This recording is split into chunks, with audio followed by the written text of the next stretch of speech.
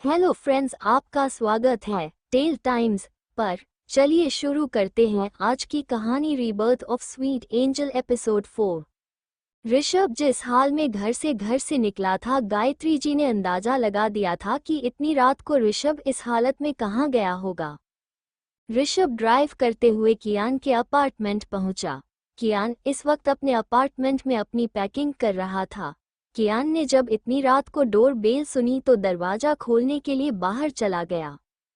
कियान ने जैसे ही दरवाजा खोला तो उसके सामने ऋषभ खड़ा था। इस वक्त ऋषभ की हालत बहुत ही खराब थी। उसके कपड़े भी बहुत बुरे हो रखे थे और हाथों में भी चोट लगी हुई थी। बाल बिखरे हुए थे और पूरा चेहरा पसीने से भीगा हुआ था। ऋषभ ने बहुत ज्यादा ड्रिंक कर रखी थी। वो सही से खड़ा तक नहीं हो पा रहा था। कियान ने जब बाहर की तरफ देखा तो ऋषभ की गाड़ी के पास कोई ड्राइवर नहीं था, जिसे देखकर ही पता चल रहा था कि ऋषभ ने ड्रिंक करने के बाद गाड़ी चला के खुद से यहाँ आया था। अपने भाई को इस हाल में देखकर कियान को उसकी फिक्र होने लगी। कियान ऋषभ संभालते हुए अंदर लेकर आया। ऋषभ को कुछ भी एहसास नहीं हुआ कि कियान उसे अंदर लेकर जा रहा है, लेकिन जब ऋषभ को ये फील हुआ कि कियान ने उसे पकड़ रखा है, तब ऋषभ ने कियान को धक्का देते हुए कहा, क्या कह रहा था तू आज घर पर आकर कि मैं बचपन से तेरी हर पसंद तुझसे छीन ली। ऋषभ अपने बात कहकर फिर से लड़खड़ाने लगा। कियान जब उसे दोबारा संभालने की कोशिश की तब ऋषभ ने उसे हाथ दिखाकर रोक दिया। ऋषभ ने वहां पड़े सोफे का सहारा लेते हुए कहा, बिल्कुल गलत कहता है तू। मैं हमेशा तुझसे तेरे खिलौने इसलिए लिए ताकि मैं तुझे अपने बेहतरीन खिलौने दे सकूं। मैं हमेशा चाहता था कि तेरे पास दुनिया की सबसे बेस्ट चीज़ हो। अगर मैं तेरे खिलौने लेता था तो बदले में तुझे अपने खिलौने देता भी तो था। ऋषभ की बात सुनकर कियान को एहसास हो रहा था कि आज उसने गुस्से में अपने भाई को कितना कुछ गलत बोल दिया।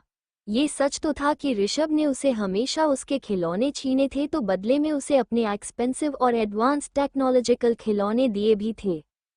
कियान को बचपन में सारे खिलौने की एडवांस टेक्नोलॉजी का नॉलेज नहीं होता था, इसलिए वो अपनी पसंद के सिंपल टॉय ही खरीदता था।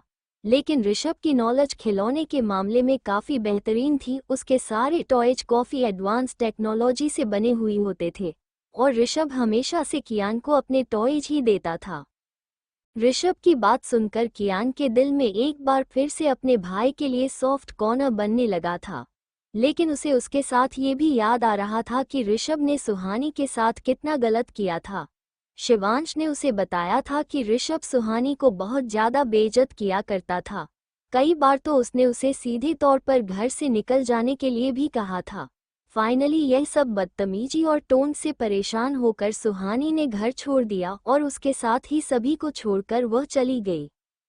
कियान भले ही ऋषभ से कितना ही प्यार क्यों ना करता हो, लेकिन वो ये बात कभी भी बर्दाश्त नहीं करता कि ऋषभ सुहानी के साथ इतना कुछ गलत करे।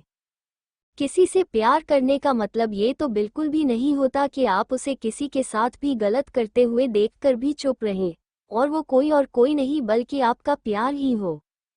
कियान को जैसे ये सब याद आया कि सुहानी ऋषभ के बुरे बर्ताव की वजह से सब को छोड़कर यहाँ से गई है, वह भी नन्ही सी कियारा को लेकर इतनी रात को। एक बार फिर से कियान का गुस्सा जागने लगा था। कियान ने गुस्से में आकर ऋषभ से कहा, मुझे बेहतरीन टेक्नोलॉजी देने के लिए आपने मुझसे मेरी फेवरेट खिलौने छीने, तो फिर सुहानी को कौन सी बेहतरीन जिंदगी देने के लिए आपने उसके साथ इतना बुरा बर्ताव किए, उसे इतना मजबूर किए कि वो घर छोड़कर ही चली गई। और क्या आप जानते हैं कि वो कौन सी बेहतर जिंदगी कहाँ जी रही है? कियान की बात सुनकर ऋषभ ने कहा, हाँ हुई है मुझसे गलती। मैंने शक किया उस पर, उसे कहा मेरे घर से निकल जाने के लिए, लेकिन उससे पहले मैं कितनी बार गया था उसके पास, कितनी बार मैंने पूछा था उसको उस लड़के के बारे में, लेकिन उसने कभी कुछ कहा ही नहीं। उसे सिर्फ अपनी बहन दिखाई देती है, मैं दिखाई नहीं दिया। और जो सबूत मेरे सामने रखे गए थे उसे देखकर हो गई मुझसे गलती और मान बैठा कि वह गलत है, इसलिए निकाला मैंने उसे अपने घर से और अपनी जिंदगी से। मानता हूँ बहुत बड़ी गलती हुई है मुझसे, लेकिन उसे मैं ठीक भी करूँगा। सुहानी को मैं अपनी जिंदगी में वापस लेकर आऊँगा और अपनी बच्ची को भी। कियान जो ऋषभ की बात सुन रहा था, उसे जब पता चला कि ऋषभ ने सुहानी को किसी और लड़के की वजह से अपनी जिंदगी से बाहर निकाला और उसी की वजह से वह उससे नफरत करता था, तो उसे बहुत ज्यादा गुस्सा आ रहा था। इसका मतलब साफ साफ था कि ऋषभ को सुहानी पर यकीन नहीं था, इसलिए उसने सुहानी को किसी और लड़के के साथ देखकर उसका गलत मतलब निकाला और सुहानी से नफरत करने लगा। कियान तो पहले से ही ऋषभ से नाराज था, लेकिन अब जब उसे वजह भी पता चल रही थी कि क्यों सुहानी उस घर को छोड़कर गई है, अब तो कियान की नाराजगी और गुस्सा दोनों बढ़ गए थे। उसे लग रहा था जैसे उसने बहुत बड़ा पाप कर दिया हूँ सुहानी को ऋषभ के साथ रहने देकर, ये सोचकर कि वो उसके भाई के साथ खुश रहेगी। कियान ने गुस्से में आकर कहा, ऐसा कभी नहीं होगा भाई, सुहानी अब आपकी जिंदगी में वापस कभी लौटकर नहीं आएगी, और अगर आपने जबरदस्ती उसे अपनी जिंदगी में वापस शामिल करने की कोशिश भी की तो मैं ऐसा होने नहीं दूंगा। जिस इंसान को उसकी सच्चाई पर ही भरोसा नहीं, उस इंसान की जिंदगी में मैं सुहानी को वापस नहीं आने दूंगा। एक बार फिर से जिल्लत भरी जिंदगी को जीने के लिए मैं उसे आपकी जिंदगी में वापस आने नहीं दूंगा। मैं सब कुछ छोड़कर यहाँ से वापस जाने की सोच रहा था, लेकिन अब मैंने अपना फैसला बदल दिया है। अब मैं यहीं रहूंगा और ये तय करूंगा कि सुहानी और कियारा कभी भी आपकी जिंदगी में वापस लौटकर न पाए। आप उन्हें डिजर्व ही नहीं करते भाई। ऋषभ भी यह बात मान चुका था कि उससे गलती हुई है, अनजाने में ही सही, लेकिन उसने गलत लोगों पर यकीन करके अपनी पत्नी और बच्चे के साथ बहुत ज्यादा गलत किया है। लेकिन कियान के मुंह ये सुनकर कि वो सुहानी को उसकी जिंदगी में वापस नहीं आने देगा, ऋषभ को बहुत ज्यादा बुरा लगा था। ऋषभ अभी अपने पूरे होश में नहीं था, लेकिन उसे कियान की बातें अच्छे से समझ आ रही थी। ऋषभ ने कियान को पॉइंट आउट करते हुए कहा, मेरी बीवी मेरी बच्ची को लेकर कहाँ गई है, इसका तो मैं बहुत जल्द पता लगा दूंगा, और बहुत जल्द मैं उन्हें अपनी जिंदगी में वापस लेकर भी आऊंगा। जिसको जो करना है वह करके देख ली, लेकिन मुझे उन दोनों को अपनी जिंदगी अपने घर में वापस लाने से कोई भी नहीं रोक सकता। कियारा ने ऋषभ की अंगुली नीचे करते हुए कहा, मैं रोकूंगा भाई आपको, एक बार फिर से उसकी जिंदगी को तबाह करने से मैं रोकूंगा आपको। अगर सुहानी ने इमोशनल होकर आपके पास वापस लौटने का फैसला ले भी दिया तो भी मैं उसे वापस नहीं आने दूंगा। एक बार फिर से उसके साथ कोई नाइंसाफी नहीं होगी। वो अपनी जिंदगी जिएगी, लेकिन अपने शर्तों पर, ना कि किसी के आगे हारकर मजबूर बनकर।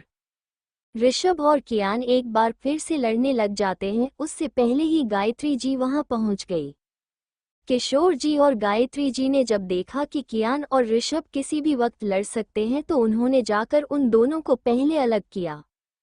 गायत्री जी ने जाकर कियान को रोका और उसे डांटते हुए कहा, क्या करने जा रहा है तू? ये जानता है ना उसकी हालत क्या हो रखी है? तुझे दिखाई नहीं दे रहा कि वह अभी अपने होश में भी नहीं और तू उससे लड़ने चला है? हो क्या गया है कियान तुझे? तू अपने भाई के साथ ऐसा बर्ताव कैसे कर सकता है? कियान अभी भी गायत्री जी से ज्यादा खुश नहीं था। उसने अपनी माँ को जवाब देते हुए कहा, कर सकता हूँ माँ, ठीक वैसे ही कर सकता हूँ जैसे आपके लाडले बेटे ने सुहानी के साथ किया।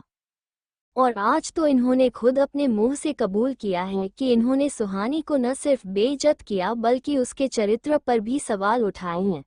कौन सी लड़की अपने ससुराल में रहेगी माँ, जिसका पति उसे पर शक करता है, अपनी बेटी को अपनी बेटी ना मानकर किसी और की बेटी मानता है, उससे नफरत करता है।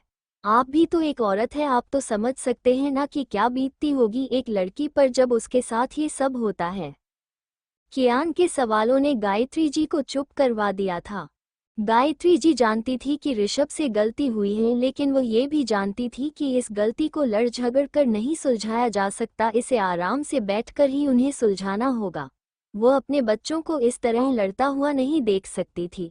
अपने परिवार को बहुत मन्नतों से और कोशिशें से संजोया था, उन्होंने उसे ऐसे ही बिखरते हुए नहीं देख सकती थी। वह गायत्री जी ने कियान से कहा, हम जानते हैं कि ऋषभ ने गलत किया, उससे गलती हुई है, गलती नहीं बहुत बड़ी गलती हुई है, और हम उसकी गलती को सुधारने की कोशिश भी कर रहे हैं। लेकिन उन्होंने गलती की है, इसका मतलब ये बिल्कुल भी नहीं है कि आप भी अपनी जिंदगी में गलतियां करते जाओ और हम आपको ना रोके। अपने एक बेटे की गलती का नतीजा हम देख चुके हैं, अब दूसरे बेटे को वही गलतियां नहीं करने दे सकते हैं। ऋषभ ने अपनी पत्नी पर शक किया और आप अपने भाई पर कर रहे हैं। गलती किससे नहीं होती कियान, गलती हर इंसान से होती है, लेकिन गलती की सजा मौत तो नहीं हो सकती ना। एक सही इंसान वही होता है जो अपनी गलतियों को सुधारे और उन्हें एक्सेप्ट करके अपनी जिंदगी में आगे बढ़े। ऋषभ को अपने किए का पछतावा है और वो अपनी गलती सुधारना भी चाहते हैं, लेकिन आप क्या कर रहे हैं? अपने भाई को उसकी गलती को सुधारने में मदद करने की जगह आप अपने भाई पर ही इल्जाम लगा रहे हैं। उसे इस कदर गुस्सा कर रखे हैं क्या आपको उसका पछतावा दिखाई नहीं देता? उसको अपनी गलती सुधारने में उसका साथ देने की जगह आप उसका विरोधी बनकर खड़े हो गए हैं। ये तो नहीं सिखाया था हमने अपने बच्चों को, फिर आप ये सब कहाँ से सीख गए? गायत्री जी से डांट खाकर कियान कुछ वक्त के लिए चुप हो गए थे। गायत्री जी सही तो कह रही थी, अपने भाई से लड़ने की जगह उसकी गलती को सुधारा जाता तो शायद ज्यादा बेहतर था, लेकिन कियान तो यहाँ अपने भाई को ब्लेम करने चलाया था। न सिर्फ उसने ऋषभ को ब्लेम किया बल्कि वह चाहता था कि ऋषभ अपनी गलती की सजा जिंदगी भर भुगते।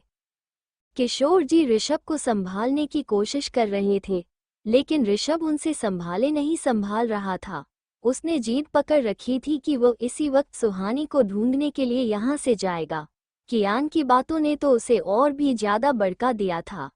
एक तो वह पहले से ही नशे में था और अब कियान की बातों से उसे लग रहा था कि अगर वो इस वक्त सुहानी को ढूंढने नहीं गया तो सुहानी उसे हमेशा हमेशा के लिए दूर हो जाएगी। वो पहले ही अपनी गलती की वजह से अपनी बेटी और बीवी से दूर था, अब वो दोबारा वही गलती करके उनसे दूर नहीं होना चाहता था। ऋषभ को लग रहा था जैसे आज अगर वो सुहानी और कियारा को रोकने के लिए नहीं गया तो वह हमेशा हमेशा के लिए उसे दूर हो जाएगी। इसलिए ऋषभ किशोर जी की एक बात भी नहीं सुन रहा था। किशोर जी ऋषभ को संभालने की कोशिश कर रहे थे, लेकिन ऋषभ उनसे संभाले नहीं संभाल रहा था। उसने जीत पकड़ रखी थी कि वो इसी वक्त सुहानी को ढूंढने के लिए यहाँ से जाएगा। कियान की बातों ने तो उसे और भी ज्यादा भड़का दिया था। एक तो वह पहले से ही नशे में था और अब कियान की बातों से उसे लग रहा था कि अगर वो इस वक्त सुहानी को ढूंढने नहीं गया तो सुहानी उसे हमेशा हमेशा के लिए दूर हो जाएगी। वो पहले ही अपनी गलती की वजह से अपनी बेटी और बीवी से दूर था, अब वो दोबारा वही गलती करके उनसे दूर नहीं होना चाहता था। ऋषभ को लग रहा था जैसे आज अगर वो सुहानी और कियारा को रोकने के लिए नहीं गया तो वह हमेशा हमेशा के लिए उसे दूर हो जाएगी। इसलिए ऋषभ किशोर जी की एक बात भी नहीं सुन रहा था। किशोर जी से जब ऋषभ नहीं संभाला गया तो कियान ने आगे आकर अपने भाई को संभाल लिया।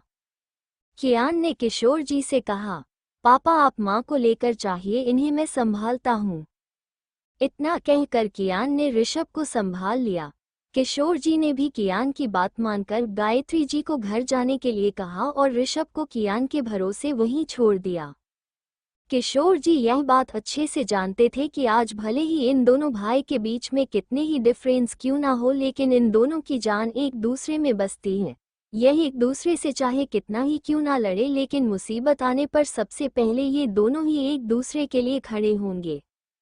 गायत्री जी इस वक्त यहाँ से जाना तो नहीं चाहती थी, लेकिन किशोर जी के समझाने पर वो वहाँ से जाने के लिए तैयार हो गई। किशोर जी गायत्री जी को लेकर आर्यन पैलेस वापस लौट आए। कियान ऋषभ को संभालते हुए अपने कमरे में लेकर चला गया। ऋषभ इस वक्त नशे में था, उसे नहीं पता था कि वह कहाँ जा रहा है, लेकिन उसने अभी भी यही रट लगाई हुई थी कि उसे सुहानी को ढूंढने के लिए जाना है। अगर वह नहीं गया तो सुहानी उसे छोड़कर हमेशा के लिए चली जाएगी। उसे सुहानी को वापस लेकर आना है। अपने भाई की यह हालत देखकर कियान को उस पर गुस्सा भी आ रहा था, क्योंकि अपनी इस हालत का जिम्मेदार ऋषभ खुद था, लेकिन साथ ही उसे उसके लिए बुरा भी लग रहा था कि क्यों उसने अपनी बीवी पर भरोसा नहीं किया और लोगों की बातों में आकर उसे इतना बुरा बर्ताव किया कि उसे घर छोड़कर जाने के लिए मजबूर होना पड़ा। कियान दिल से तो यही चाहता था कि उसके भाई की जिंदगी में सब कुछ ठीक हो जाए, लेकिन ऋषभ ने जो गलती की थी, कियान ऋषभ को उसके लिए इतनी आसानी से माफ करने वाला भी नहीं था। कियान ने ऋषभ को अपने बेड पर सुलाने की कोशिश की तो ऋषभ ने उसका हाथ पकड़ लिया। वैसे भी ऋषभ सोना नहीं चाहता था, लेकिन कियान उसे बार बार सुलाने की कोशिश कर रहा था। कियान के काफी कोशिश करने के बाद ऋषभ फाइनली बेड पर लेट ही गया, लेकिन वो नींद में भी बड़बड़ा रहा था। कियान ने जब ध्यान से सुना कि ऋषभ क्या बोल रहा है तो उसे सुनाई दिया। ऋषभ कह रहा था, मुझे छोड़कर मत जाओ, मैं तुम्हारे बिना नहीं रह पाऊंगा, मैं तुमसे बहुत प्यार करता हूँ, प्लीज मुझे छोड़कर मत जाओ। ऐसे ही बड़बड़ाते हुए ऋषभ नींद के आगोश में जा चुका था। कियान अभी भी वही खड़ा अपने भाई की हालत देख रहा था। उसे उसके लिए काफी बुरा भी लग रहा था। कियान अपने भाई को बचपन से जानता था। कियान को पता था कि ऋषभ कभी भी फैमिली को छोड़कर किसी से इतना अटैच नहीं हुआ था। वो बहुत कम से कम लोगों से मिलता था और कम ही लोगों से बात करता था। अगर ऋषभ किसी बाहर के इंसान से बात करता था तो इसका सीधा मतलब था कि वो किसी काम के सिलसिले में ही बात होती थी। कियान इतना तो जानता था कि अगर ऋषभ नींदों में भी सुहानी का नाम ले रहा था तो इसका मतलब साफ था कि वो सुहानी से बेइंतहा मोहब्बत करता था। बस उसे इतना नहीं समझ आ रहा था कि जब ऋषभ सुहानी से इतना प्यार करता था फिर उसके दिल में सुहानी के लिए इस कदर नफरत कैसे पैदा हो गई। ऋषभ इतना बेवकूफ तो कभी भी नहीं था कि कोई भी आकर उसे कुछ कहे और वो उसकी बातों पर आकर सुहानी पर शक कर ले। फिर ऐसा क्या हुआ होगा कि ऋषभ ने सुहानी पर शक किया और उसे खुद से दूर कर दिया। कुछ देर बाद ऋषभ को ऐसे ही बड़बड़ाते हुए गहरी नींद आ गई थी। ऋषभ को सोया देख कियान वहां से जाने लगा, तभी उसकी नज़र ऋषभ के जूतों पर पड़ी। कियान ने जाकर पहले आराम से ऋषभ के जूते उतारे, उसके बाद उसने ऋषभ के कपड़े चेंज कर उसे आराम से सुला दिया। सारा काम होने के बाद जब कियान अपने कमरे से बाहर जाने लगा तब उसे किशोर जी का मैसेज मिला। किशोर जी ने कियान को मैसेज किया था कि पिछले कुछ दिन से ऋषभ का मेंटल स्टेटस ठीक नहीं है, इसलिए उसे नींद में चलने की आदत हो गई है। इसलिए कियान उसका ध्यान रखे, वरना ऋषभ नींदों में घर से निकलकर कहीं भी जा सकता है। कियान ने जब यह मैसेज पढ़ा तो वो काफी शॉक हो गया। कियान खुद डॉक्टर था, इसलिए उसे यह अच्छे से पता था कि कुछ लोगों को नींद में चलने की बीमारी होती है और उन लोगों को ये पता तक नहीं होता कि वो नींदों में क्या क्या कर जाते हैं। कुछ लोग घर से निकल जाते हैं तो कुछ छत से कूदने की कोशिश करता और कोई कुछ। ऋषभ को बचपन में नींद में चलने की आदत थी, लेकिन वो उस वक्त ठीक हो गया था। फिर से ऋषभ में इस चीज का लौट कर आना कियान के लिए काफी परेशानी वाला था। कियान को ऋषभ के बारे में ये सब जानकर उसे उसकी और ज्यादा फिक्र होने लगी। कियान को ऋषभ के बारे में जानकर उसकी फिक्र होने लगी थी, इसलिए कियान रात को वही ऋषभ के पास ही रुक गया। सुबह जब ऋषभ की आंख खुली तो उस वक्त उसके कमरे में कोई भी नहीं था। उसने जब आसपास देखा तो पाया कि यह उसका कमरा नहीं बल्कि किसी और का रूम था। खुद को एक अजनबी जगह पाकर ऋषभ जल्दी से बेड से जा उठा, लेकिन उसके सर में बहुत तेज ज्यादा दर्द हो रहा था। ऋषभ ने अपना सर पकड़े हुए जैसे रूम से बाहर कदम रखा, उसे सामने ही कियान मिल गया। कियान को जब पता चला कि ऋषभ उठ गया है तो वह उसके लिए नींबू पानी लेकर आ गया था। कियान को अपने सामने देखकर ऋषभ ने कहा कि तुम यहाँ क्या कर रहे हो? ऋषभ का ये सवाल सुनकर कियान ने कहा, अब तक आपको ये तो पता चल ही गया होगा कि यह आर्यन पैलेस नहीं है। अगर यह आपका आर्यन पैलेस नहीं है और मैं यहाँ इतने कंफर्टेबली पसंद हूँ तो जाहिर सी बात है, यह मेरा अपार्टमेंट है तो जाहिर सी बात है कि मैं यहीं रहूँगा। कियान का जवाब सुनकर ऋषभ ने कहा, मैं यहाँ कैसे आया? ऋषभ के सवाल सुनकर कियान को ऐसे लग रहा था जैसे उसने ऋषभ का किडनैप किया है और ऋषभ उससे पूछताछ कर रहा हो। कियान ने भी उसी अंदाज में जवाब दिया, मैं आपको यहाँ किडनैप करके नहीं लाया हूँ, तो ये तो सीधी सी बात है कि आप खुद ही यहाँ आए होंगे। आपको याद नहीं हो तो मैं आपको बता देता हूँ कि रात को ज्यादा ड्रिंक करने की वजह से आप नशे में थे और इस नशे की हालत में आप यहाँ मेरे अपार्टमेंट में आ गए। रात को आप यहाँ से जाने की हालत में नहीं थे, इसलिए आपको यही सुलाया गया था। लेकिन अब आपको देखकर लग रहा है कि आपका ठीक है, तो अब आप यहाँ से जा सकते हैं। और हाँ, जाने से पहले यह नींबू पानी पी लीजिएगा, वरना बीच रास्ते में ही हैंगओवर की वजह से आपका एक्सीडेंट भी हो सकता है, क्योंकि ड्राइवर तो आप लेकर आए नहीं हैं। कियान की बात सुनकर ऋषभ को पता चल चुका था कि वह रात को नशे की हालत में अकेला ही ड्राइव करके आया है। कियान ने वह नींबू ग्लास वही साइड टेबल पर रखा और वहां से अपनी स्टडी रूम में चला गया। कियान के जाने के बाद ऋषभ ने वह नींबू पानी पिया और वहां से घर के बाहर निकल गया। ऋषभ ने जब बाहर जाकर देखा तो उसका ड्राइवर बाहर उसी का वेट कर रहा था। ऋषभ ने ड्राइवर से पूछा कि वो यहाँ क्या कर रहा है, क्योंकि कियान ने उसे कहा था कि वो रात को खुद ही ड्राइव करके यहाँ आया था। ड्राइवर ने ऋषभ से कहा, सर वो कियान बाबा ने ही मुझे यहाँ बुलाया था सुबह। उन्होंने कहा कि आपको घर जाना है तो मैं यहाँ वक्त पर पहुँच जाऊँ, इसलिए मैं सीधा यहाँ आ गया। ऋषभ घर जाकर पहले वो फ्रेश हुआ। उसके बाद जब उसने अपना फ़ोन चेक किया तो उसमें रात को आए हुए सारे कॉल्स की हिस्ट्री दिख रहा था। ऋषभ ने जब देखा कि उसके असिस्टेंट ने उसे ढेर सारे कॉल कर रखे हैं और आखिरी में उसकी अपने असिस्टेंट से बात भी हुई है। ऋषभ ने जब अपने दिमाग पर काफ़ी जोर डाला तो उसे इस बात का पता चला कि उसके असिस्टेंट ने उसे रात को कहा था कि उन्हें सुहाने के बारे में छोटी सी लीड मिली है। ऋषभ को जैसे ही याद आया कि उसके असिस्टेंट ने उसे रात को ये बताया था कि सुहानी के बारे में लीड मिली है और उसने उसे यह ऑर्डर दिया था कि वह सुहानी के बारे में सारे इन्फॉर्मेशन जल्द से जल्द कलेक्ट करे। ये सब याद आते ही ऋषभ ने जल्दी से अपने असिस्टेंट को कॉल किया। ऋषभ अपने असिस्टेंट को कॉल कर पाता उससे पहले उसका कॉल ऋषभ के पास आ गया। ऋषभ ने जैसे ही कॉल अटेंड किया उसके असिस्टेंट से कहा, सर मैम ने यहाँ से बेंगलुरु के लिए ट्रेन ली थी और बेंगलुरु स्टेशन पर पता करने पर पता चला है कि वहाँ पर मैम को एक लेडी लेने आई थी और वो उन्हें अपने साथ लेकर चले गए। हमने वहाँ पर काफ़ी पूछताछ करने की कोशिश की लेकिन हमें उन लेडी के बारे में कोई पता नहीं चल पा रहा। बेंगलुरु शहर में भी हमने मैम का पता करने की काफ़ी कोशिश किया लेकिन वहाँ पर भी मैम के बारे में कोई भी इन्फॉर्मेशन नहीं मिल पा रही। ऋषभ को जब पता चला कि सुहानी ने यहाँ से बेंगलुरु के लिए ट्रेन लिया और उसके बाद उसका कोई भी पता नहीं चल पा रहा, ऋषभ ने अपने असिस्टेंट से पूछा, क्या आनंद जी का कोई भी रिश्तेदारी या जानकार बेंगलुरु रहता है?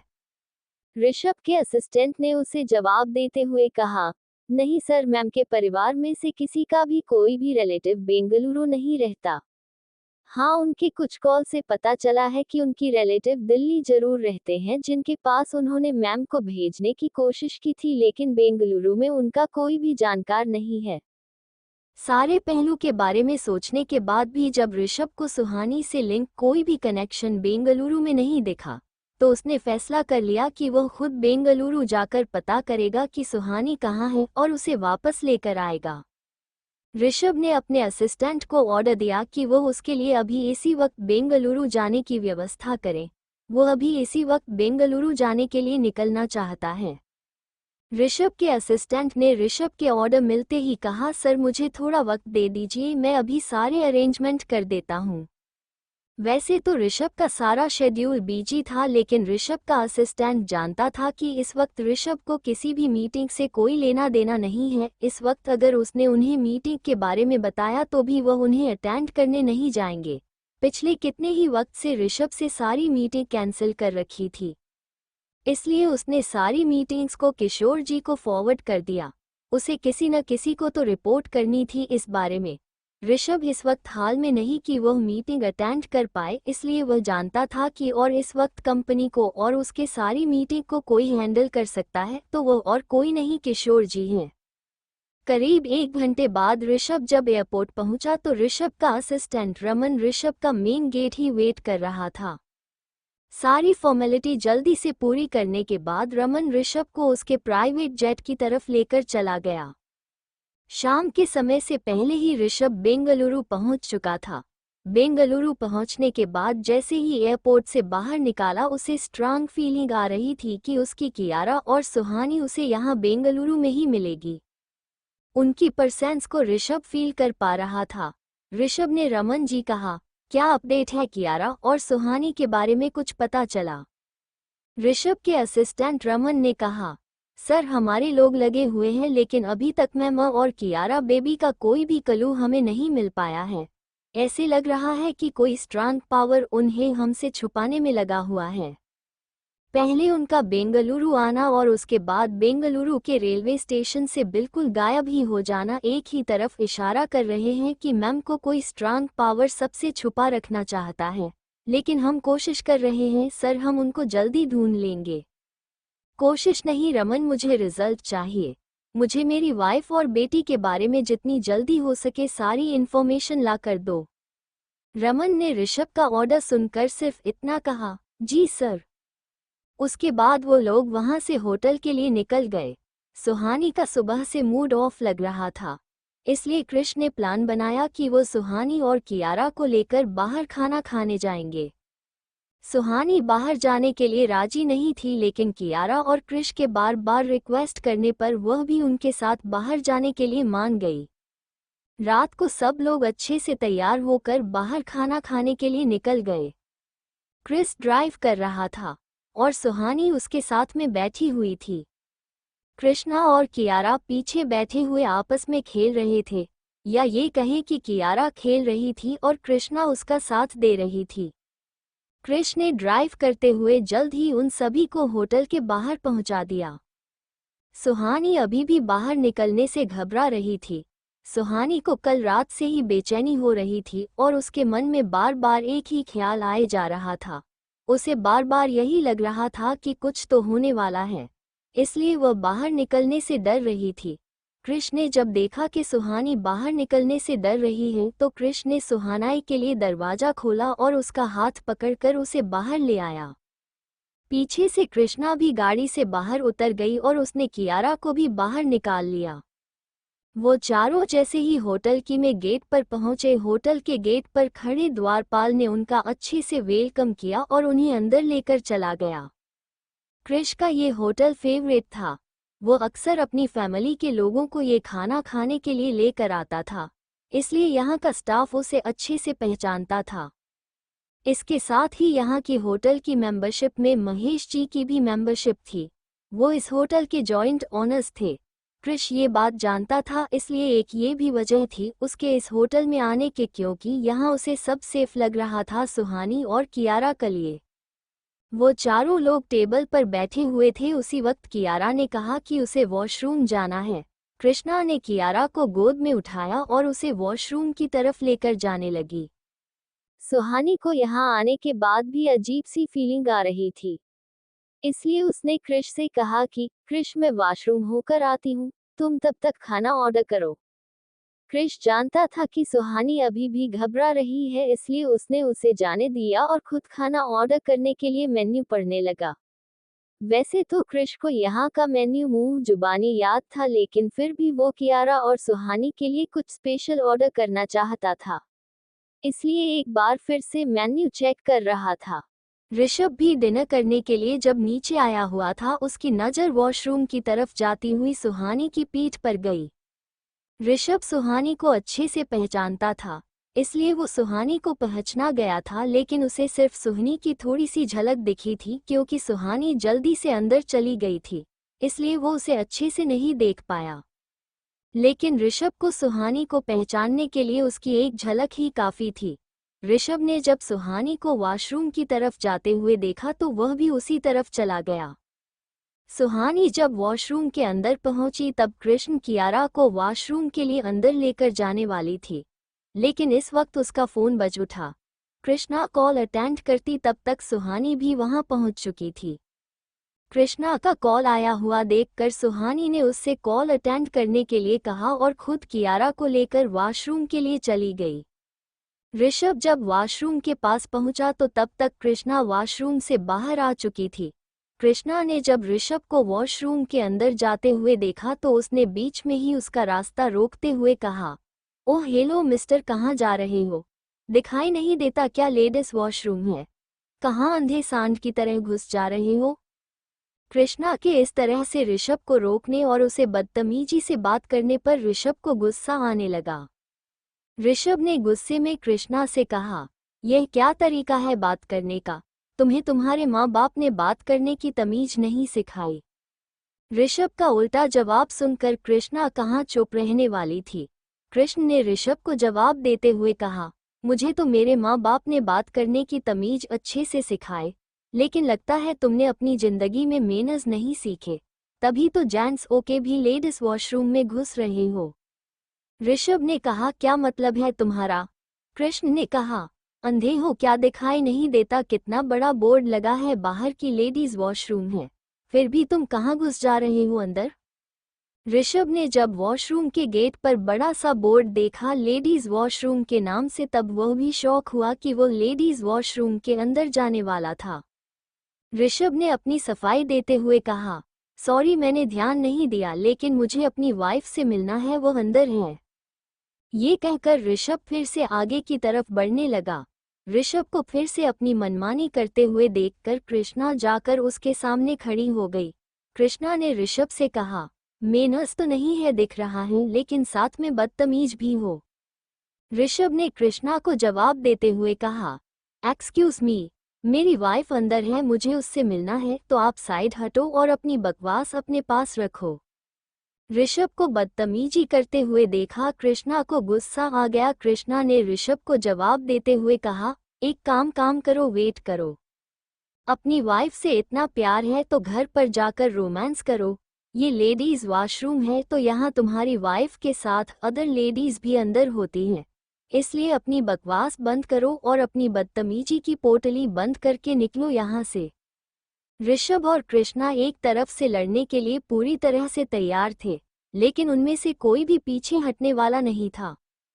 कृष अभी भी अपनी टेबल पर बैठकर अपनी बहनों के आने का इंतजार कर रहा था। उसने जब कृष्णा की तेज आवाज सुनी तो वह भी उठकर उस तरफ आ गया। कृष ने वहां आकर देखा तो कृष्णा ऋषभ से लड़ रही थी, लेकिन न ऋषभ पीछे हटने को तैयार था और न ही कृष्णा पीछे हटने को तैयार थी। कृष जल्दी से कृष्णा के पास गया और उससे कहा, क्या हुआ, तू इतनी देर से चिल्ला क्यों रही है? कृष्णा ने जब कृष को वहां आया वो देखा तो उसने ऋषभ की शिकायत उससे करते हुए कहा, भाई देखिए ना, यह आदमी कितना बदतमीज और रुड है। ये लेडीज वॉशरूम में घुसने के लिए मुझसे लड़ाई कर रहा है। ऋषभ ने जब देखा कि कृष्णा साफ साफ उसकी शिकायत कर रही थी तो उसने अपनी तरफ से सफाई देते हुए कहा, मेरी वाइफ अंदर है, मैं सिर्फ अपनी वाइफ से मिलना चाहता हूँ। कृष्णा ने जब ऋषभ को जवाब देते हुए देखा तो उसने कहा, भाई अंदर सिर्फ दी और प्रिंसेस हैं और इसके अलावा वॉशरूम में कोई भी नहीं है, मैं अभी अंदर से आ रही हूँ।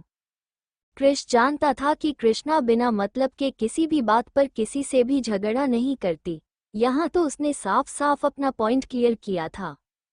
ऋषभ भी अपनी बात पर अड़ा हुआ था। उसने कहा, मैंने अभी अपनी वाइफ को अंदर जाते हुए देखा है, मैंने कहा ना वो अंदर है, मुझे उससे मिलना है।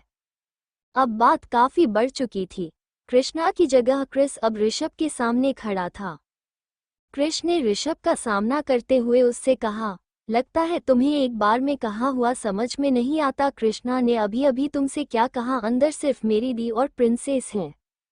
अगर तुम्हें फिर भी यकीन नहीं आता तो ठीक है, तुम अपनी वाइफ को कॉल करो और उसे बाहर आने के लिए बोलो, क्योंकि अंदर तो मैं तुम्हें जाने नहीं दूंगा।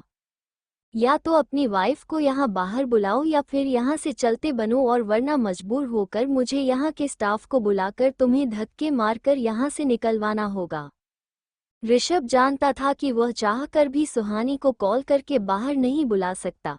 उसे तो ये भी नहीं पता था कि सुहानी अंदर है या नहीं, उसने बस सुहानी को पीछे से जाते हुए देखा था। ऋषभ का असिस्टेंट जो वहीं पर खड़ा हुआ था उसने बात बढ़ते हुए देखकर ऋषभ से कहा, सर चलिए, मैम यहाँ नहीं है, हमें यहाँ से चलना चाहिए, हम मैम को कहीं और ढूंढते हैं। ऋषभ यहाँ से जाना तो नहीं चाहता था क्योंकि वो कोई भी उम्मीद को छोड़ना नहीं चाहता था। वह नहीं चाहता था कि अगर 1% भी चांस है उस लड़की के सुहानी होने का हुआ तो उसे खोना नहीं चाहता था। इसलिए ऋषभ वहां से जाने को तैयार ही नहीं था, लेकिन रमन के उसे समझाने के बाद से ऋषभ वहां से जाने के लिए तैयार हो गया। रमन ऋषभ को लेकर वहां से जा चुका था। ऋषभ के जाते ही सुहानी कियारा को लेकर बाहर आ गई। सुहानी जब बाहर आए तो उसे वॉशरूम के बाहर ही कृष और कृष्णा दोनों मिल गए। उन दोनों को परेशान सा बाहर खड़ा हुआ देखकर सुहानी ने उनसे पूछा, क्या हुआ, तुम दोनों इस तरह से यहाँ क्यों खड़े हुए हो? और बाहर यह इतना शोर किस बात का था? अंदर तक आवाज आ रही थी। प्रिंसेस भी डर गई थी। क्या हुआ, सब ठीक तो है ना? कृष्ण ने कियारा को अपनी गोद में लेते हुए कहा, हमारी प्रिंसेस ब्रेव है, वह किसी से नहीं डरती है ना प्रिंसेस? कियारा ने ऋषभ की बात पर प्यार से हामी भर दी। भला अब वो अपने मामा की बात कैसे टाल सकती थी? अब तो मामा और मासी के साथ उसकी अच्छी बॉन्डिंग हो गई थी। चलो चलकर खाना खाते हैं, मामा को बहुत भूख लगी है, आपको भी भूख लगी होगी ना? कृष ने कियारा से कहा और वहां से अपनी टेबल की तरफ बढ़ गया। कृष के इतने प्यार से कियारा का मन डाइवर्ट करने पर कियारा भी किसके साथ उसकी बातों में उसका साथ देने लगी। कियारा ने बड़े प्यार से कहा, हाँ मामा, मुझे भी भूख लगी है, चलो खाना खाते हैं। मम्मा, मासी, आप भी चलो खाना खाते हैं। कियारा के कहने पर वह चारों वहां से डाइनिंग टेबल की तरफ बढ़ गए। रास्ते में चलते हुए जब सुहानी ने दोबारा कृष्णा से पूछा कि क्या हुआ, बाहर किस बात का शोर था, तो कृष्णा ने बात टालते हुए कहा, कुछ नहीं दी, वो तो एक आदमी था, वह अपनी बीवी को ढूंढ रहा था। शायद उसकी बीवी उससे नाराज होकर कहीं चली गई होगी, इसलिए वह पैनिक होकर उसे इधर उधर ढूंढ रहा था। वॉशरूम में जाने की जिद कर रहा था, इसलिए मैंने उसे रोक दिया और इसी बात पर थोड़ी सी कहा सुनी हुई। उसी का शोर था और कुछ नहीं। लेकिन अब मैटर सॉल्व हो गया, वह यहाँ से चला गया, तो अब घबराने वाली कोई बात नहीं है। चलिए चलकर खाना खाते हैं, मुझे तो बहुत जोर की भूख लगी हुई है, आपको पता है यहाँ का खाना सबसे ज्यादा टेस्टी है। कृष तो हमें मम्मी पापा को और दादी को बहुत बार यहाँ लेकर आता है। यहाँ का खाना सभी को पसंद आता है और इस होटल की तो ओनरशिप में भी डेट चीप पार्टनरशिप है, इसलिए हम यहाँ बेफिक्र होकर आराम से खाना खाने आते हैं और हमारा बिल भी नहीं लगता। हम वीआईपी मेंबर जो हैं। कृष्णा की बातों से सुहानी भी कहीं ना कहीं डाइवर्ट हो गई थी, लेकिन उसके मन में यह जरूर चल रहा था कि जो आवाज उसने अभी अभी सुनी थी वह कहीं ऋषभ तो नहीं था। कृष्णा ने भी उसे ही बताया था कि कोई आदमी अपनी वाइफ को ढूंढते हुए यहाँ आ गया था, इसलिए सुहानी का मन कह रहा था कि कहीं ऋषभ तो उसे ढूंढते हुए यहाँ नहीं आ गया। लेकिन फिर सुहानी ने खुद को ये कहकर समझ लिया कि ऋषभ तो खुद उसे अपनी जिंदगी से बाहर निकलना चाहता था, वह भला उसे ढूंढते हुए यहाँ क्यों आएगा। वो जो कोई भी हो जिसे सुहानी ऋषभ समझ रही थी, हो सकता है वो अपनी पत्नी से कुछ ज्यादा ही प्यार करता हो, उसे ढूंढते हुए आया होगा। वो इंसान ऋषभ तो नहीं हो सकता, क्योंकि ऋषभ तो उसे ढूंढने कभी भी नहीं आएगा। ऋषभ तो दिल से चाहता था कि सुहानी उसकी जिंदगी और उसके घर से हमेशा के लिए चली जाए, ताकि वो अपनी जिंदगी सुकून से जी सके। और सोनाक्षी ने भी तो सुहानी के दिमाग में यही बिठाया था कि ऋषभ सुहानी को इसलिए अपनी जिंदगी से बाहर निकलना चाहता है क्योंकि वो फिर से सोनाक्षी के साथ अपनी जिंदगी की एक नई शुरुआत चाहता है। घर छोड़कर आने वाली रात को भी ऋषभ ने जो कुछ भी सुहानी से कहा था, उन सब बात के बाद तो सुहानी को कहीं से भी कोई उम्मीद नहीं थी कि ऋषभ उसे ढूंढने यहाँ तक आएगा। सुहानी को पूरा यकीन था कि ऋषभ तो अब अपनी जिंदगी में आगे भी बढ़ चुका होगा। सुहानी ने मन ही मन अपनी जिंदगी में मूव ऑन करने का फैसला कर लिया था। वो अब अपनी जिंदगी कियारा के साथ खुशी से जीना चाहती थी, इसलिए सुहानी ने अपनी पिछली जिंदगी को पूरी तरह से भुलाने का फैसला बहुत पहले कर लिया था। लेकिन अभी अभी उसे जब लगा कि शायद वो आवाज ऋषभ की थी, तो फिर से उसके दिल में ये ख्याल आया था कि कहीं ऋषभ तो उसे ढूंढते ढूंढते यहाँ नहीं आ गया। ऐसा नहीं था कि सुहानी को लगता था कि ऋषभ उसे ढूंढने इसलिए आया होगा कि वो उससे प्यार करता है।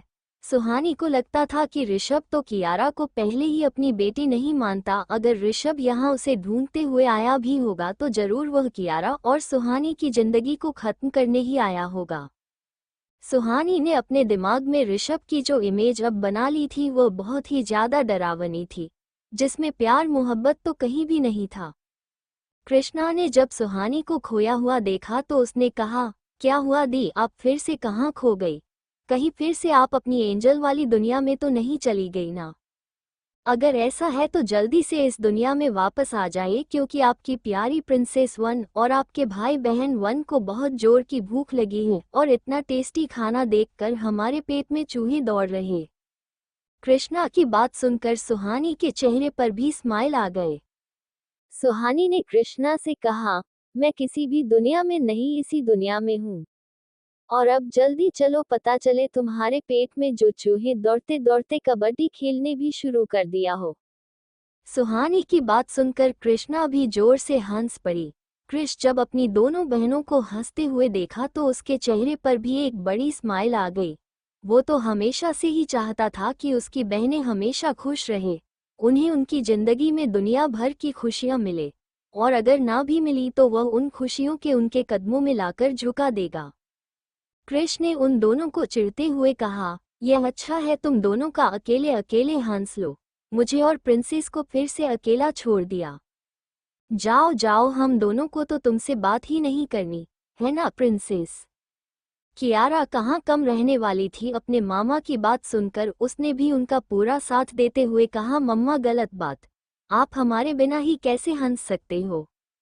आप दोनों ने हमें अलग किया ना, आप देखना हम आपको आइसक्रीम नहीं खिलाएंगे। कियारा ने क्यूट सा फेस बनाते हुए कहा। कृष ने जब अपनी दोनों बहनों को हंसते हुए देखा तो उसके चेहरे पर भी एक बड़ी स्माइल आ गई। वो तो हमेशा से ही चाहता था कि उसकी बहनें हमेशा खुश रहे, उन्हें उनकी जिंदगी में दुनिया भर की खुशियां मिले, और अगर ना भी मिली तो वह उन खुशियों के उनके कदमों में लाकर झुका देगा। कृष ने उन दोनों को चिढ़ते हुए कहा, यह अच्छा है तुम दोनों का अकेले अकेले हंस लो, मुझे और प्रिंसेस को फिर से अकेला छोड़ दिया। जाओ जाओ, हम दोनों को तो तुमसे बात ही नहीं करनी है ना प्रिंसेस। कियारा कहाँ कम रहने वाली थी, अपने मामा की बात सुनकर उसने भी उनका पूरा साथ देते हुए कहा, मम्मा गलत बात, आप हमारे बिना ही कैसे हंस सकते हो। आप दोनों ने हमें अलग किया ना, आप देखना हम आपको आइसक्रीम नहीं खिलाएंगे। कियारा ने क्यूट सा फेस बनाते हुए कहा। कियारा नाराज होने की एक्टिंग कर रही थी, लेकिन इस फेस में वो बहुत ही ज्यादा क्यूट लग रही थी।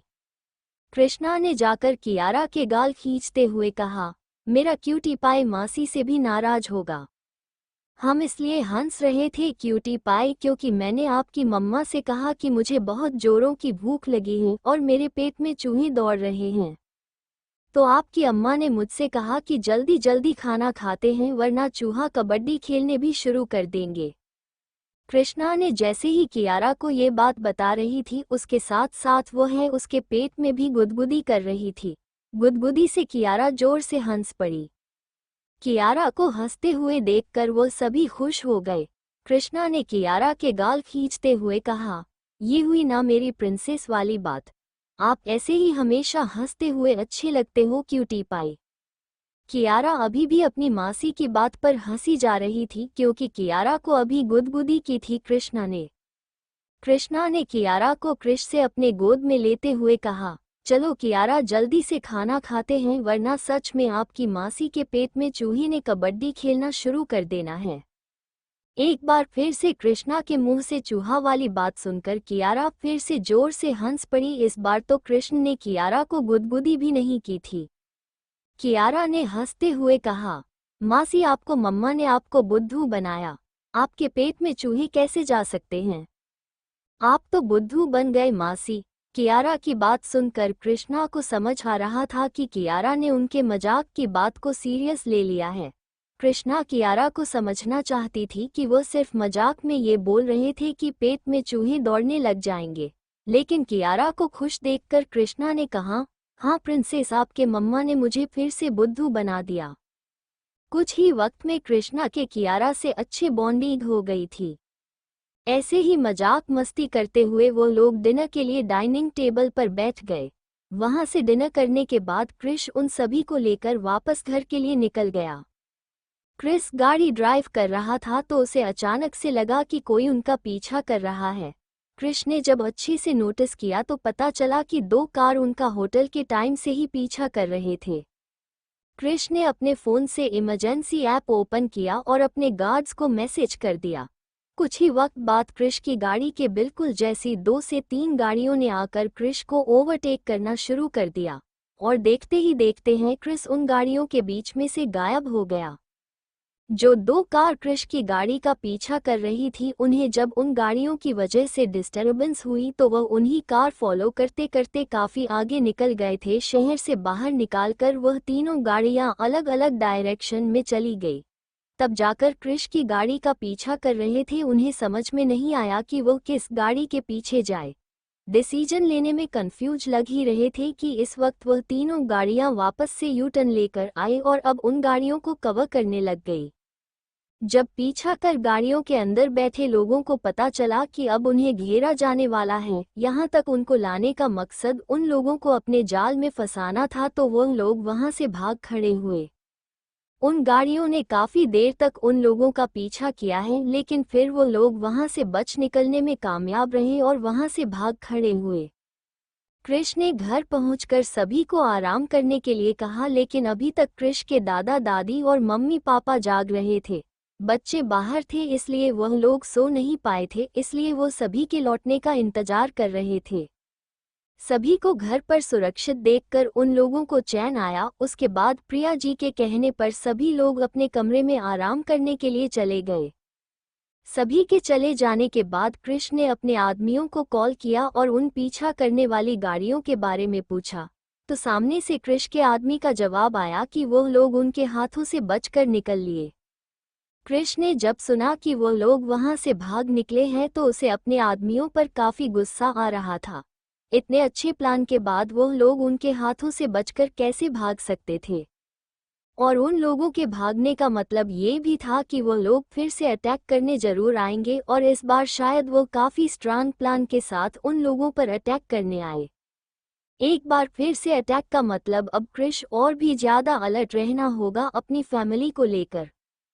कृष ने अपने आदमियों से उनके बारे में डिटेल्स निकालने को कहा और कॉल कट कर दिया।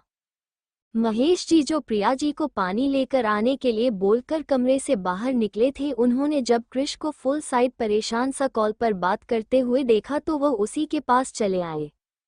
कृष को परेशान देखकर महेश जी ने उसे पूछा, क्या हुआ, परेशान लग रहे हो, सब ठीक तो है ना?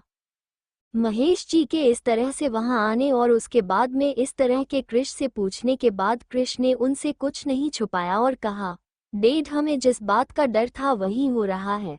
शायद उन लोगों को पता चल गया है सोनारिका बुआ की बेटी के यहाँ लौटने का।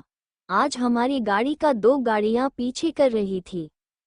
एंजल और प्रिंस को काफी सेफ जगह के लिए डिनर के लिए लेकर गए थे, लेकिन फिर भी उन लोगों ने हमारा पीछा किया। उन लोगों तक यह इन्फॉर्मेशन कहाँ से पहुंची कि आज एंजल और प्रिंस को लेकर मैं बाहर निकलूंगा?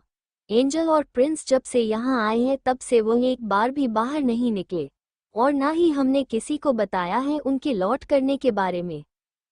फिर इस तरह से पीछा करना कोई गुड न्यूज़ नहीं है, डैड।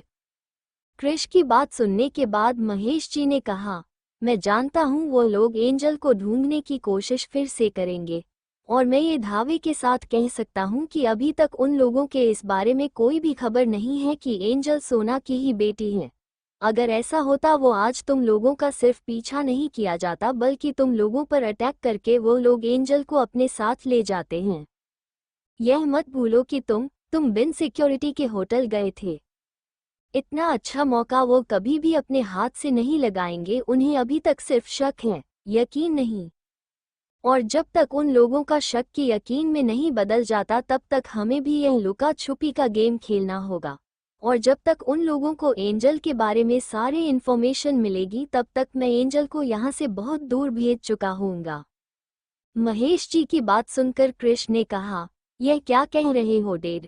हम एंजल को अपने से दूर क्यों भेजेंगे? मैं पता करवा रहा हूँ लोगों का, मैं जल्दी ही उन लोगों के बारे में सारी डिटेल्स निकलवा लूँगा।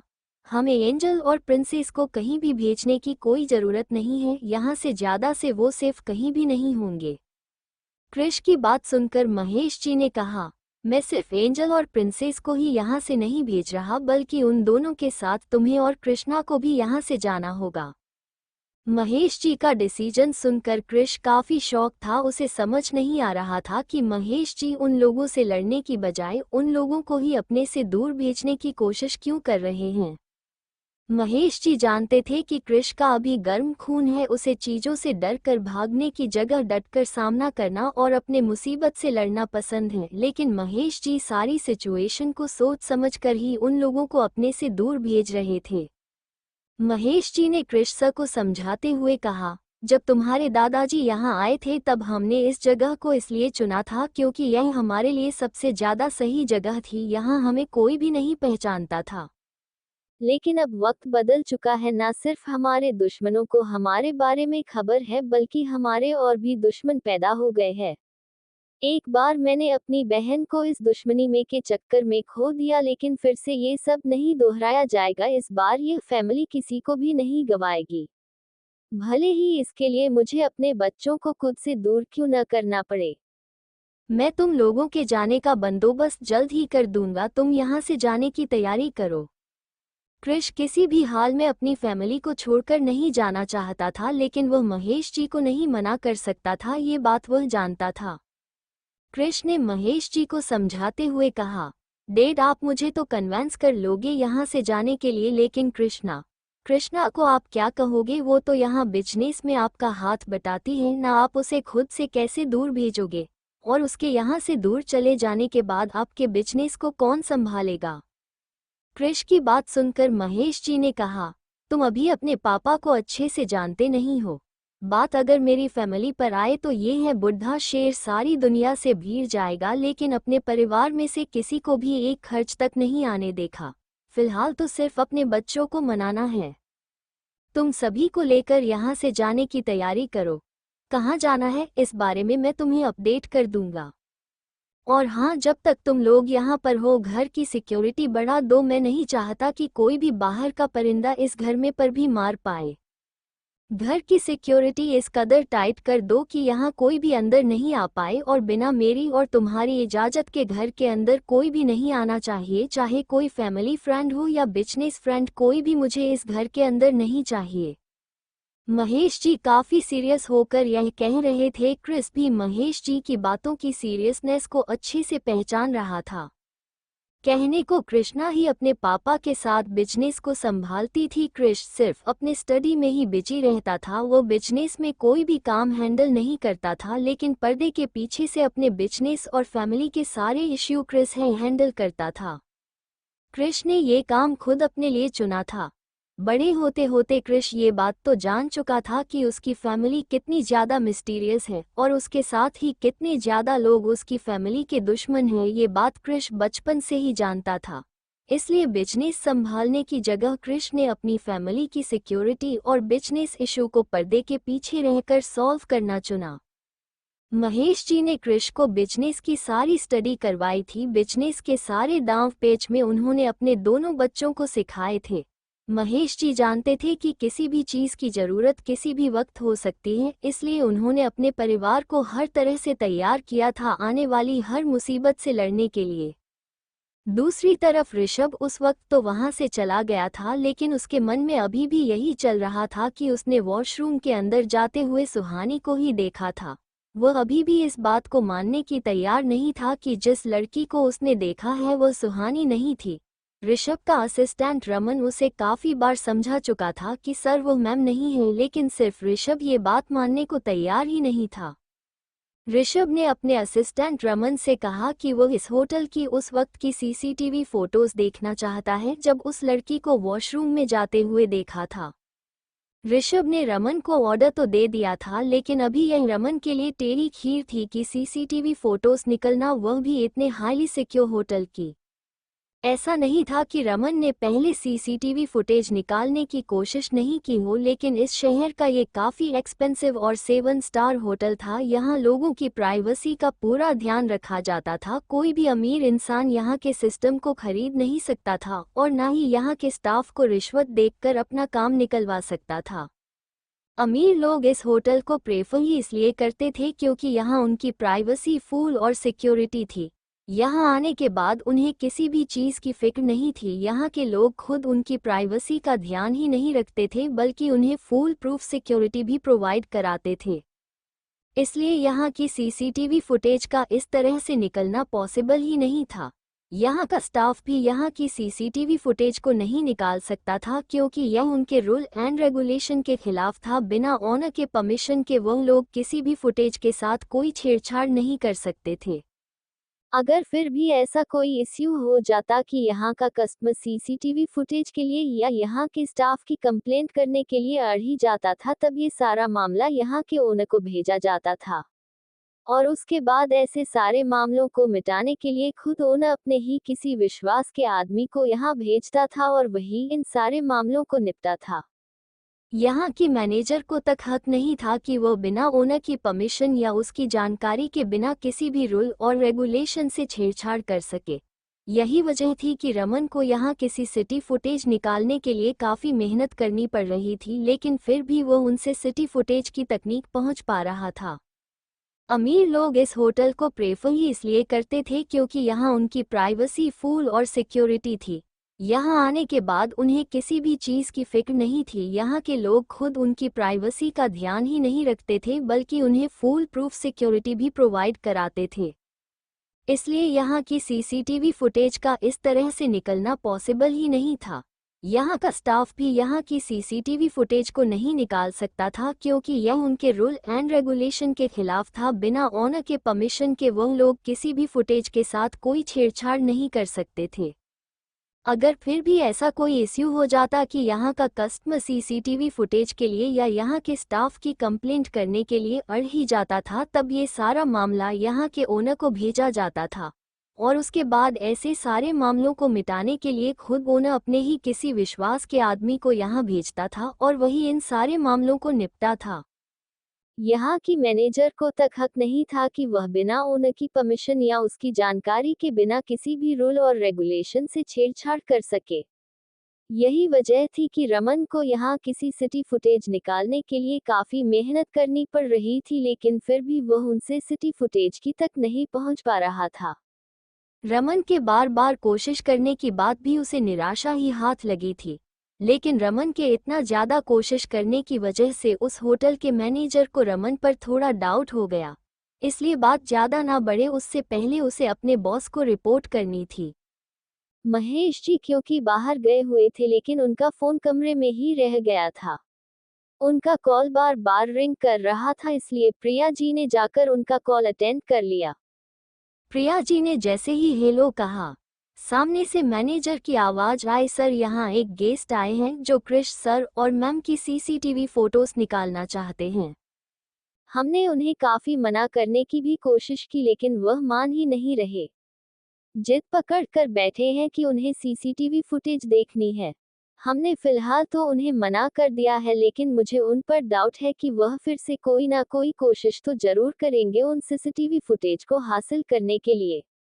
मैं उन्हें हैंडल करने की पूरी कोशिश करूंगा, लेकिन आपको रिपोर्ट करना जरूरी था, इसलिए मैंने आपको कॉल किया।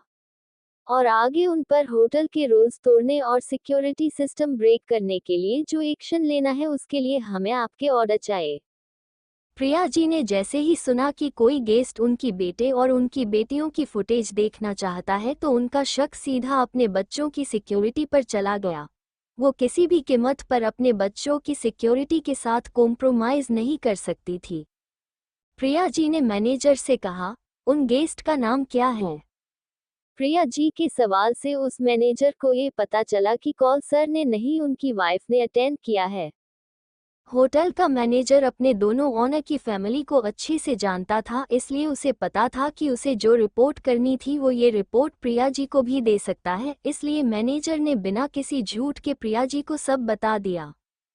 प्रिया जी के पूछने पर मैनेजर ने उन्हें बताया कि मैम गेस्ट का नाम तो ऋषभ आर्यन है, लेकिन फुटेज निकालने की कोशिश उनके असिस्टेंट मिस्टर रमन कर रहे हैं।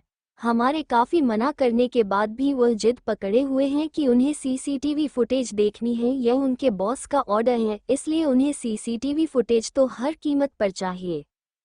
मैनेजर की बात सुनने के बाद प्रिया जी ने कहा, जैसा कि हमारे होटल का रूल है कि हम यहाँ की प्राइवेसी डिस्क्लोज नहीं करेंगे, तो कुछ भी हो जाए आप सीसीटीवी फुटेज उन्हें नहीं दिखाएंगे और जिस फुटेज की मांग वह कर रहे हैं आप इसी वक्त वह फुटेज मुझे भेजिए। प्रिया जी का ऑर्डर सुनने के बाद असिस्टेंट ने कहा, जी मैम जैसा आप कहें, कहकर उसे मैनेजर ने कॉल कट कर दिया। थोड़ी ही देर बाद प्रिया जी के फोन पर एक मैसेज आया जिसमें उसी टाइम की वीडियो क्लिप थी, जिसमें सीसीटीवी फुटेज से साफ दिख रहा था कि ऋषभ का कृष्णा साथ झगड़ा हुआ है और उसके बाद क्रिस बीच में आ गया। उसके बाद ऋषभ वहां से चला गया। सीसीटीवी फुटेज में ऋषभ को अपने सामने देख प्रिया जी को यकीन नहीं हो रहा था कि जिस इंसान से उनके बच्चे लड़कर आए हैं वो कोई और नहीं ऋषभ आर्यन है। ऋषभ को एक बार फिर से सुहानी की जिंदगी में इमेजिन करके ही प्रिया जी घबरा गई। फिर इस फुटेज को प्रिया जी ने बहुत ध्यान से देखा, तब जाकर उन्हें यकीन हुआ कि जिसे वो देख रही है वो कोई और नहीं ऋषभ ही था। ऋषभ आर्यन परिवार का बड़ा बेटा और उनकी एंजल का हस्बैंड। लेकिन इस फुटेज में सुहानी और कियारा कहीं पर भी नहीं थे। सुहानी सिर्फ वॉशरूम के अंदर जाते हुए दिख रही थी, उसका चेहरा कहीं भी डिस्क्लोज नहीं हुआ था। लेकिन ऋषभ के जाने के बाद सुहानी के वॉशरूम से बाहर आते हुए उसके और कियारा का चेहरा साफ साफ दिखाई दे रहा था। प्रिया जी ने उन वीडियो क्लिप को देखने के बाद वह बाहर महेश जी को ढूंढने के लिए चले गए। उन्होंने जब देखा कि महेश जी हाल में कहीं भी दिखाई नहीं दे रहे और ना ही किचन में दिख रहे थे, तो वह कृष के रूम में चली गई। लेकिन कृष भी अपने रूम में नहीं था। पूरे घर में वो दोनों कहीं दिखाई नहीं दे रहे थे। नहीं महेश जी दिखाई दे रहे थे, ना ही कृष। प्रिया जी जानती थी अगर वो दोनों घर में दिखाई नहीं दे रहे तो इसका मतलब है कि वो घर के बाहर या तो गार्डन में होंगे या फिर फुल साइड होंगे। प्रिया जी वहां से फुल साइड उन दोनों को देखने के लिए चली गई। प्रिया जी के वहां पहुंचने से पहले ही महेश जी वहां से जा चुके थे। सिर्फ कृष इस वक्त फुल साइड यहां से वहां घूम रहा था। कृष को वह अकेला इधर उधर घूमते हुए देख प्रिया जी उसके पास चले गए। उधर दूसरी तरफ रमन ने अपना शातिर दिमाग लगाते हुए होटल के फायर अलार्म को बजा दिया। रमन ने सिगरेट जलाकर फायर अलार्म के पास किया तो सारे होटल में फायर अलार्म बजने लगे। फायर अलार्म बजने की वजह से सारा स्टाफ जल्दी एक्शन में आ गया और चारों तरफ भाग दौड़ मच गई। इसी भागम भाग का फायदा उठाकर रमन चोरी चुपके सीसीटीवी फुटेज रूम में पहुंच गया और वहां से सारी फुटेज को अपने पेन ड्राइव में जल्दी से डाउनलोड कर वहां से रफू चक्कर कर हो गया। रमन ने बड़ी मुश्किल से वो पेन ड्राइव लाकर ऋषभ को दिया और कहा, सर यह आज की फोटोज है, आप खुद ही देख लीजिए कि उस वक्त मैम वहां थी या नहीं। होटल के स्टाफ ने जल्द ही उस फायर अलार्म के बारे में पता किया और सभी गेस्ट और स्टाफ को आश्वासन दिया कि ये फॉल्स फायर अलार्म था, घबराने की कोई जरूरत नहीं है, वह सभी लोग सेफ हैं। रमन के पेन ड्राइव ऋषभ को देने के बाद ऋषभ ने जल्दी से उसे पेन ड्राइव को अपने लैपटॉप से अटैच किया और जल्दी से उन फुटेज को स्कैन करना शुरू कर दिया। ऋषभ ने ठीक उसी वक्त की फुटेज ऑन की जब उसने सुहानी को वॉशरूम के अंदर जाते हुए देखा था। ऋषभ ने उसके बाद की सारी फोटोज को बड़े ही ध्यान से चेक किया। जैसे ही ऋषभ के वहां से जाने के बाद सुहानी कियारा के साथ वॉशरूम से बाहर निकली, ऋषभ की धड़कन है बहुत तेज हो गई। उसे लगा जैसे अगले ही पल सुहानी और कियारा उसकी आंखों के सामने होंगे। लेकिन जैसे ही ऋषभ की नज़र उस फुटेज पर पड़ी वो उसे देखता ही रह गया। ऋषभ की नज़र उन फुटेज पर पड़ी तो ऋषभ उन फुटेज को देखा ही रह गया। आज पहली बार उसके दिल ने उसे धोखा दिया था। जिस लड़की को सुहानी समझ रहा था वह लड़की तो कोई और ही थी और उसकी गोद में जो बच्ची थी वह भी कियारा नहीं थी। इस फुटेज को देखने के बाद ऋषभ को खुद पर काफी ज्यादा गुस्सा आ रहा था। वो कैसे अपनी सुहानी को पहचानने में गलती कर सकता है। ऋषभ ने गुस्से में आकर उसे लैपटॉप को जमीन पर दे मारा। ऋषभ का गुस्सा देखते ही रमन समझ गया था कि उस फुटेज में ऋषभ को सुहानी नहीं मिली। रमन जानता था कि इस वक्त ऋषभ को छेड़ना मतलब शेर की मुंह में हाथ डालना होगा, इसलिए रमन ने ऋषभ से कुछ भी नहीं कहा और चुपचाप वहां से बाहर निकल गया। कुछ देर पहले प्रिया जी ने कृष के पास जाकर उससे पूछा, क्या बात कृष, आप परेशान लग रहे हैं। प्रिया जी को इस वक्त वहां देखकर कृष उन्हें परेशान नहीं करना चाहता था, इसलिए कृष ने उन्हें उसे बारे में कुछ भी नहीं बताया जो बात उसके और महेश के बीच में हुई थी। नहीं मॉम, कुछ नहीं, मैं तो बस ऐसे ही नींद नहीं आ रही थी इसलिए यहाँ घूम रहा था। प्रिया जी कृष को देखकर साफ बता सकते थे कि कृष इस वक्त उन्हें साफ साफ झूठ बोल रहा है। लेकिन उन्होंने कभी भी क्रिश से कोई जबरदस्ती नहीं की थी, क्योंकि वह जानते थे कि अगर कोई बात जरूरी रही होती तो क्रिश उन्हें खुद ब खुद बता देगा। उन्हें उसके लिए क्रिश को फोर्स करने की कोई भी जरूरत नहीं थी। उन्होंने अपने बच्चों को काफी समझदारी से पाला था। प्रिया जी ने क्रिश से कहा, क्रिश, हम जानते हैं कि आप हमें झूठ बोलने की कोशिश कर रहे हैं, लेकिन फिर भी हम आपको फोर्स नहीं करेंगे। अगर आप नहीं बताना चाहते तो कोई बात नहीं, लेकिन हम आपको इसलिए ढूंढ रहे थे क्योंकि हमें आपसे कुछ इम्पोर्टेंट काम था। प्रिया जी के मुंह से यह सुनकर कि उन्हें क्रिश से कुछ इम्पोर्टेंट काम था, क्रिश ने उनसे पूछा, क्या हुआ मॉम, क्या बात है? प्रिया जी ने क्रिश से कहा, आपने हमें बताया नहीं कि आज होटल में आपका किसी के साथ झगड़ा हुआ था। झगड़े का नाम सुनकर क्रिश को याद आया कि उसने ऋषभ के साथ थोड़ी सी कहा सुनी जरूर हुई थी। शायद ये खबर अब तक प्रिया जी तक पहुंच गई होगी, इसलिए वो उसी के बारे में उनसे पूछ रहे होंगे। क्रिश ने प्रिया जी को अपनी सफाई देते हुए कहा, मॉम, झगड़ा नहीं हुआ था, बस एक आदमी था, उससे थोड़ी कहा सुनी हो गई थी। वह कृष्णा से जीत कर रहा था कि उसे लेडीज वॉशरूम के अंदर जाना है, लेकिन वॉशरूम के अंदर एंजल और कियारा थे, इसलिए कृष्णा उन्हें अंदर नहीं जाने दे रही थी। इस बात पर उन दोनों की बहस हो गई और फिर मेरे जाने के बाद मेरी उससे थोड़ी सी कहा सुनी हुई है। उसके बाद वह वहां से चला गया था। इसमें टेंशन वाली कोई बात नहीं थी, तो मैंने आपको नहीं बताया। क्रिश की बात सुनने के बाद प्रिया जी ने उससे कहा, आप जानते हैं आपके जिस आदमी के साथ कहा सुनी हुई है वह कौन है? प्रिया जी की बात सुनकर क्रिश ने कहा, होटल में आए हुए कोई गेस्ट होंगे मॉम, तो उन्हें कैसे जानता होगा, लेकिन उसकी वजह से आप क्यों परेशान लग रही हो? हमारे आने के बाद उसने कोई हंगामा किया है क्या? क्रिश के इस तरह से बताने पर प्रिया जी ने उसे कहा, आपकी जिस इंसान से कहा सुनी हुई है वह कोई और नहीं, कियारा के पापा और हमारी एंजल के हस्बैंड ऋषभ आर्यन थे, जिन्हें छोड़कर हमारी एंजल प्रिंसेस के साथ यहाँ आए हैं। प्रिया जी से यह सुनने के बाद कि जिस आदमी से आज उसका झगड़ा हुआ था वह कोई और नहीं, उनकी एंजल के हस्बैंड और कियारा के पापा हैं, क्रिस काफी शौक हुआ था। क्या सही में मॉम वो प्रिंसेस के पापा थे? यह वही इंसान है जिनकी वजह से एंजल इतनी ज्यादा परेशान हुई अपनी जिंदगी में, जिनकी वजह से एंजल को अपना घर सब कुछ छोड़कर यहाँ आना पड़ा? प्रिया जी ने क्रिश से कहा, हाँ, यह वही इंसान है जिसकी वजह से आपकी एंजल को काफी तकलीफों का सामना करना पड़ा है, और आप जानकर हैरान होंगे वो इस वक्त भी यहाँ एंजल को ढूंढने ही आए हैं। वह हमारे होटल मैनेजर से बार बार उस टाइम के सीसीटीवी फुटेज देखने के लिए जीत कर रहे हैं जिस वक्त आपका उनसे झगड़ा हुआ था, क्योंकि शायद उन्होंने एंजल को वॉशरूम के अंदर जाते हुए देख लिया था। अगर आप चाहते हैं कि एंजल यहाँ खुशी खुशी रहे उसकी जिंदगी में और ज्यादा परेशानी ना आए, तो आप वही कीजिए जो हम आपसे कह रहे हैं। कृष्ण ने हैरान होते हुए प्रिया जी से कहा, क्या करना है मॉम? उद्धरण चिन्ह। प्रिया जी ने क्रिश से कहा, आप होटल के सीसीटीवी फुटेज की क्लिप को मॉफ कर दीजिए। जिस फुटेज में सुहानी का चेहरा होटल के अंदर दिखाई दे रहा है, आप उन फुटेज में सुहानी और कियारा के चेहरे को ही चेंज कर दीजिए और किसी और का चेहरा वहां लगा दीजिए। हम नहीं चाहते कि आर्यन को कियारा और एंजल के बारे में कुछ भी पता चले। हम अब एंजल और प्रिंसेस की जिंदगी में कोई और दुख नहीं देखना चाहते। प्रिया जी की बात सुनने के बाद क्रिश ने कहा, ठीक है मॉम, मैं ये काम अभी कर देता हूँ। होटल की ओनरशिप में महेश जी के नाम होने की वजह से होटल के वीआईपी मेंबर्स में घर के सारे सदस्यों के नाम जुड़े हुए थे, इसलिए क्रिश के पास भी महेश की आईडी के थ्रू होटल का एक्सेस था।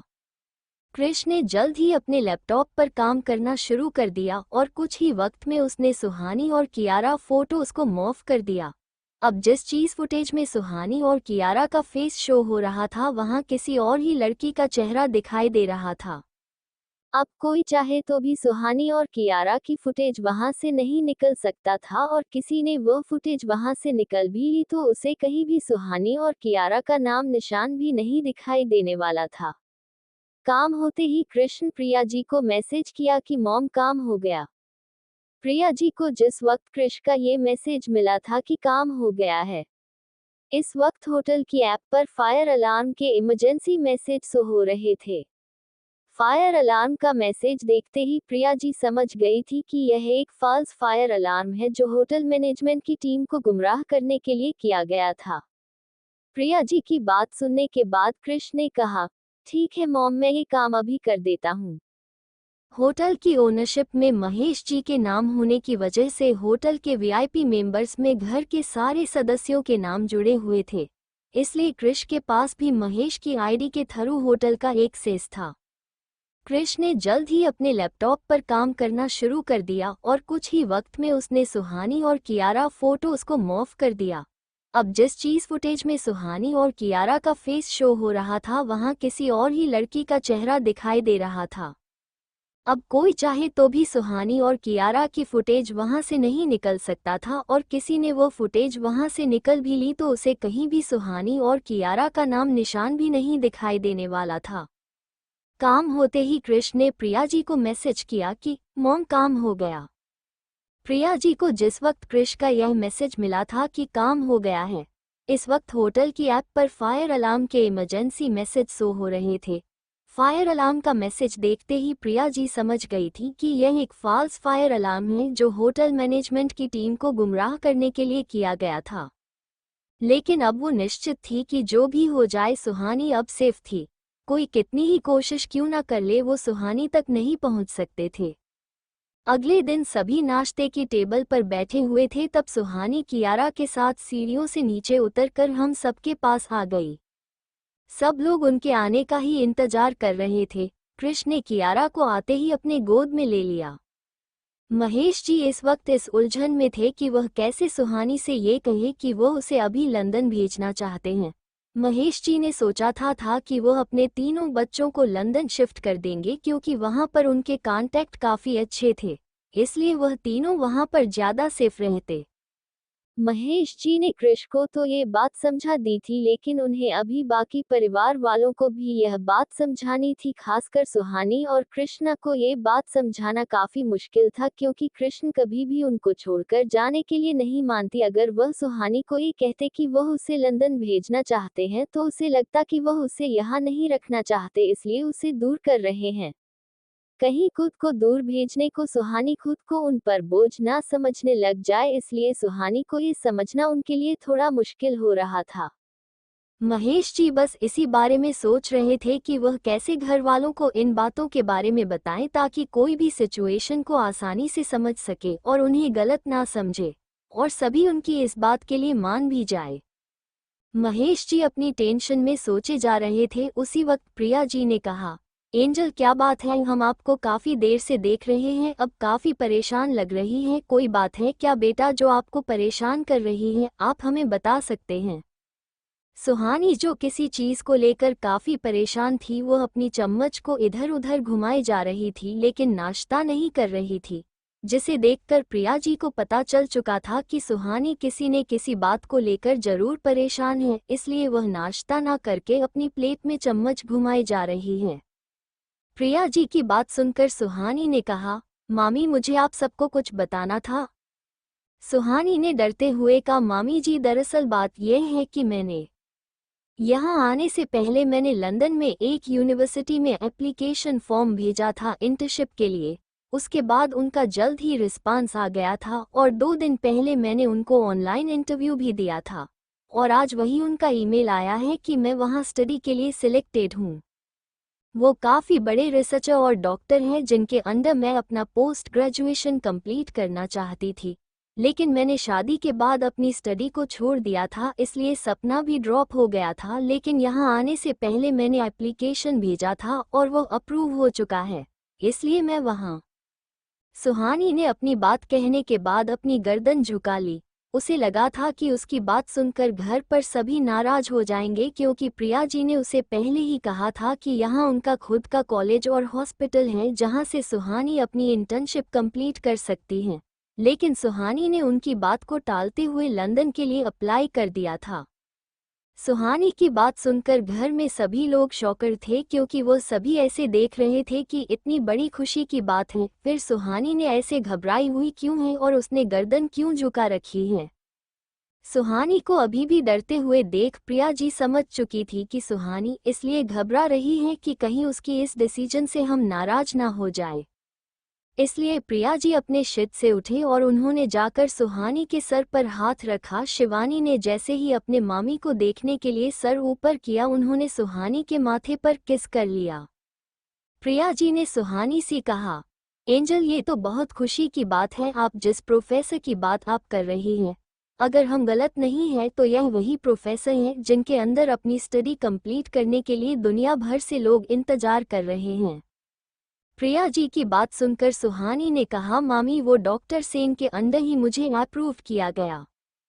प्रिया जी ने जो सुहानी के मुंह से डॉक्टर सेन का नाम सुना, उन्होंने खुश होते हुए सारे परिवार को बताया कि आप सब जानते हैं यह वही डॉक्टर सेन हैं जिनके अंदर अपनी स्टडी और रिसर्च कंप्लीट करने के लिए दुनिया भर से लोग वेट कर रहे हैं। लेकिन डॉक्टर सेन पूरी दुनिया में से हर साल सिर्फ 5 बच्चों को ही अपने अंदर अप्रूव करते हैं, और अगर उन्होंने सुहानी को अपने अंदर अप्रूव किया है तो हमारे लिए बहुत खुशी की बात है। प्रिया जी की बात सुनकर घर में सभी लोग काफी खुश हो गए। महेश जी ने जैसे जैसे सुना कि सुहानी ने लंदन में अपनी स्टोरी कंप्लीट करने के लिए एप्लीकेशन दी थी और वो अप्रूव हो चुकी है, उनके मन के आधी से ज्यादा दुविधा तो दूर हो गई थी। अब उन्हें सिर्फ और सिर्फ कृष्णा को इस बात के लिए मनाना था कि वह भी उनके साथ में जाकर वहां शिफ्ट हो जाए। प्रिया जी की बात सुनकर घर में सभी खुश थे। सावित्री जी और सुयेश जी ने तो सुहानी को ढेर सारा आशीर्वाद भी दिया था। कृष्णा और कृष भी सुहानी के लिए काफी ज्यादा खुश थे, उन्होंने सुहानी को कॉन्ग्रेचुलेशंस किया था। अब सिर्फ महेश जी ही इस बात के लिए बचे थे कि वह भी सुहानी को वहां जाने के लिए अलाउ कर दे, क्योंकि जब से उन्होंने यह न्यूज़ सुनी थी उन्होंने अपने मुंह से एक शब्द भी नहीं कहा था, वह काफी परेशान भी लग रहे थे। इसलिए सुहानी को डर लग रहा था कि कहीं उसके मामा इस बात के लिए मना ना कर दे कि वो सुहानी को वहां नहीं भेजेंगे। सुहानी के साथ साथ बाकी परिवार वाले भी महेश जी के जवाब का इंतजार कर रहे थे। जब काफी देर तक महेश जी ने कुछ भी नहीं कहा तो प्रिया जी ने उनसे पूछा, क्या हुआ, आप खुश नहीं है कि हमारे सुहानी का डॉक्टर सेन के अंडर सिलेक्शन हुआ है? प्रिया जी की बात सुनकर महेश जी ने कहा, मैं तो इस बात के लिए काफ़ी खुश हूँ कि सुहानी ने अपनी ज़िंदगी में आगे बढ़ाने के लिए कदम उठाया और भगवान ने उसकी इच्छा पूरी की है, वह बाहर जाकर अपनी स्टडी कंप्लीट कर सकती हैं। मैं इस बात के लिए काफ़ी खुश हूँ, कांग्रेचुलेशन सुहानी बेटा। महेश जी की बात सुनकर घर में सभी खुश हो गए थे, लेकिन प्रिया जी को अभी भी उनके जवाब देने का तरीका समझ में नहीं आया था। महेश जी ने अभी भी जो कहा था उसने प्रिया जी के मन में शक पैदा कर दिया था। प्रिया जी को ये बात पता चल चुकी थी कि महेश इस बात से खुश तो हैं, लेकिन अभी भी उनके मन में कुछ और भी चल रहा है। प्रिया जी यह बात जानने के लिए उनसे यह बात करने का इंतजार कर रहे थे कि तभी महेश जी ने कृष्णा की तरफ देखते हुए कहा, कृष्णा बेटा, हम जो काफी वक्त से हमने एक ब्रांच इंडिया से बाहर खोलने का सोच रहे थे, मैं सोच रहा था कि क्यों ना अपनी वो ब्रांच हम लंदन में ही खोलें। महेश जी की बात सुनकर कृष्णा ने कहा, पापा यह अच्छा आइडिया, लंदन में हमारे प्रोडक्ट के डिमांड भी अच्छी है। अगर हम अपनी ब्रांच वहां खोलते हैं तो ये हमारे लिए काफी प्रॉफिटेबल साबित हो सकता है। महेश जी ने कृष्ण को जवाब देते हुए कहा, हाँ मैं भी वही सोच रहा था कि हमें अपने ब्रांच लंदन में ही खोलने चाहिए। मैं सोच रहा था कि तुम कब तक मेरे अंदर ही बिजनेस को संभालोगे, जब हम लंदन में ब्रांच खोल दे रहे हो तो क्यों ना तुम खुद वहां जाकर इस ब्रांच को संभालो। इससे तुम्हें न्यू बिजनेस अपॉर्चुनिटीज में मिलेंगे और खुद से बिजनेस को हैंडल करने का एक्सपीरियंस भी मिलेगा। और कुछ प्रॉब्लम आए तो हम तो हैं हमेशा आपके साथ, लेकिन हम चाहते हैं कि आप खुद से अपनी खुद की कंपनी को हैंडल करें, इसलिए आपको लंदन में जाकर कंपनी को हैंडल करना चाहिए।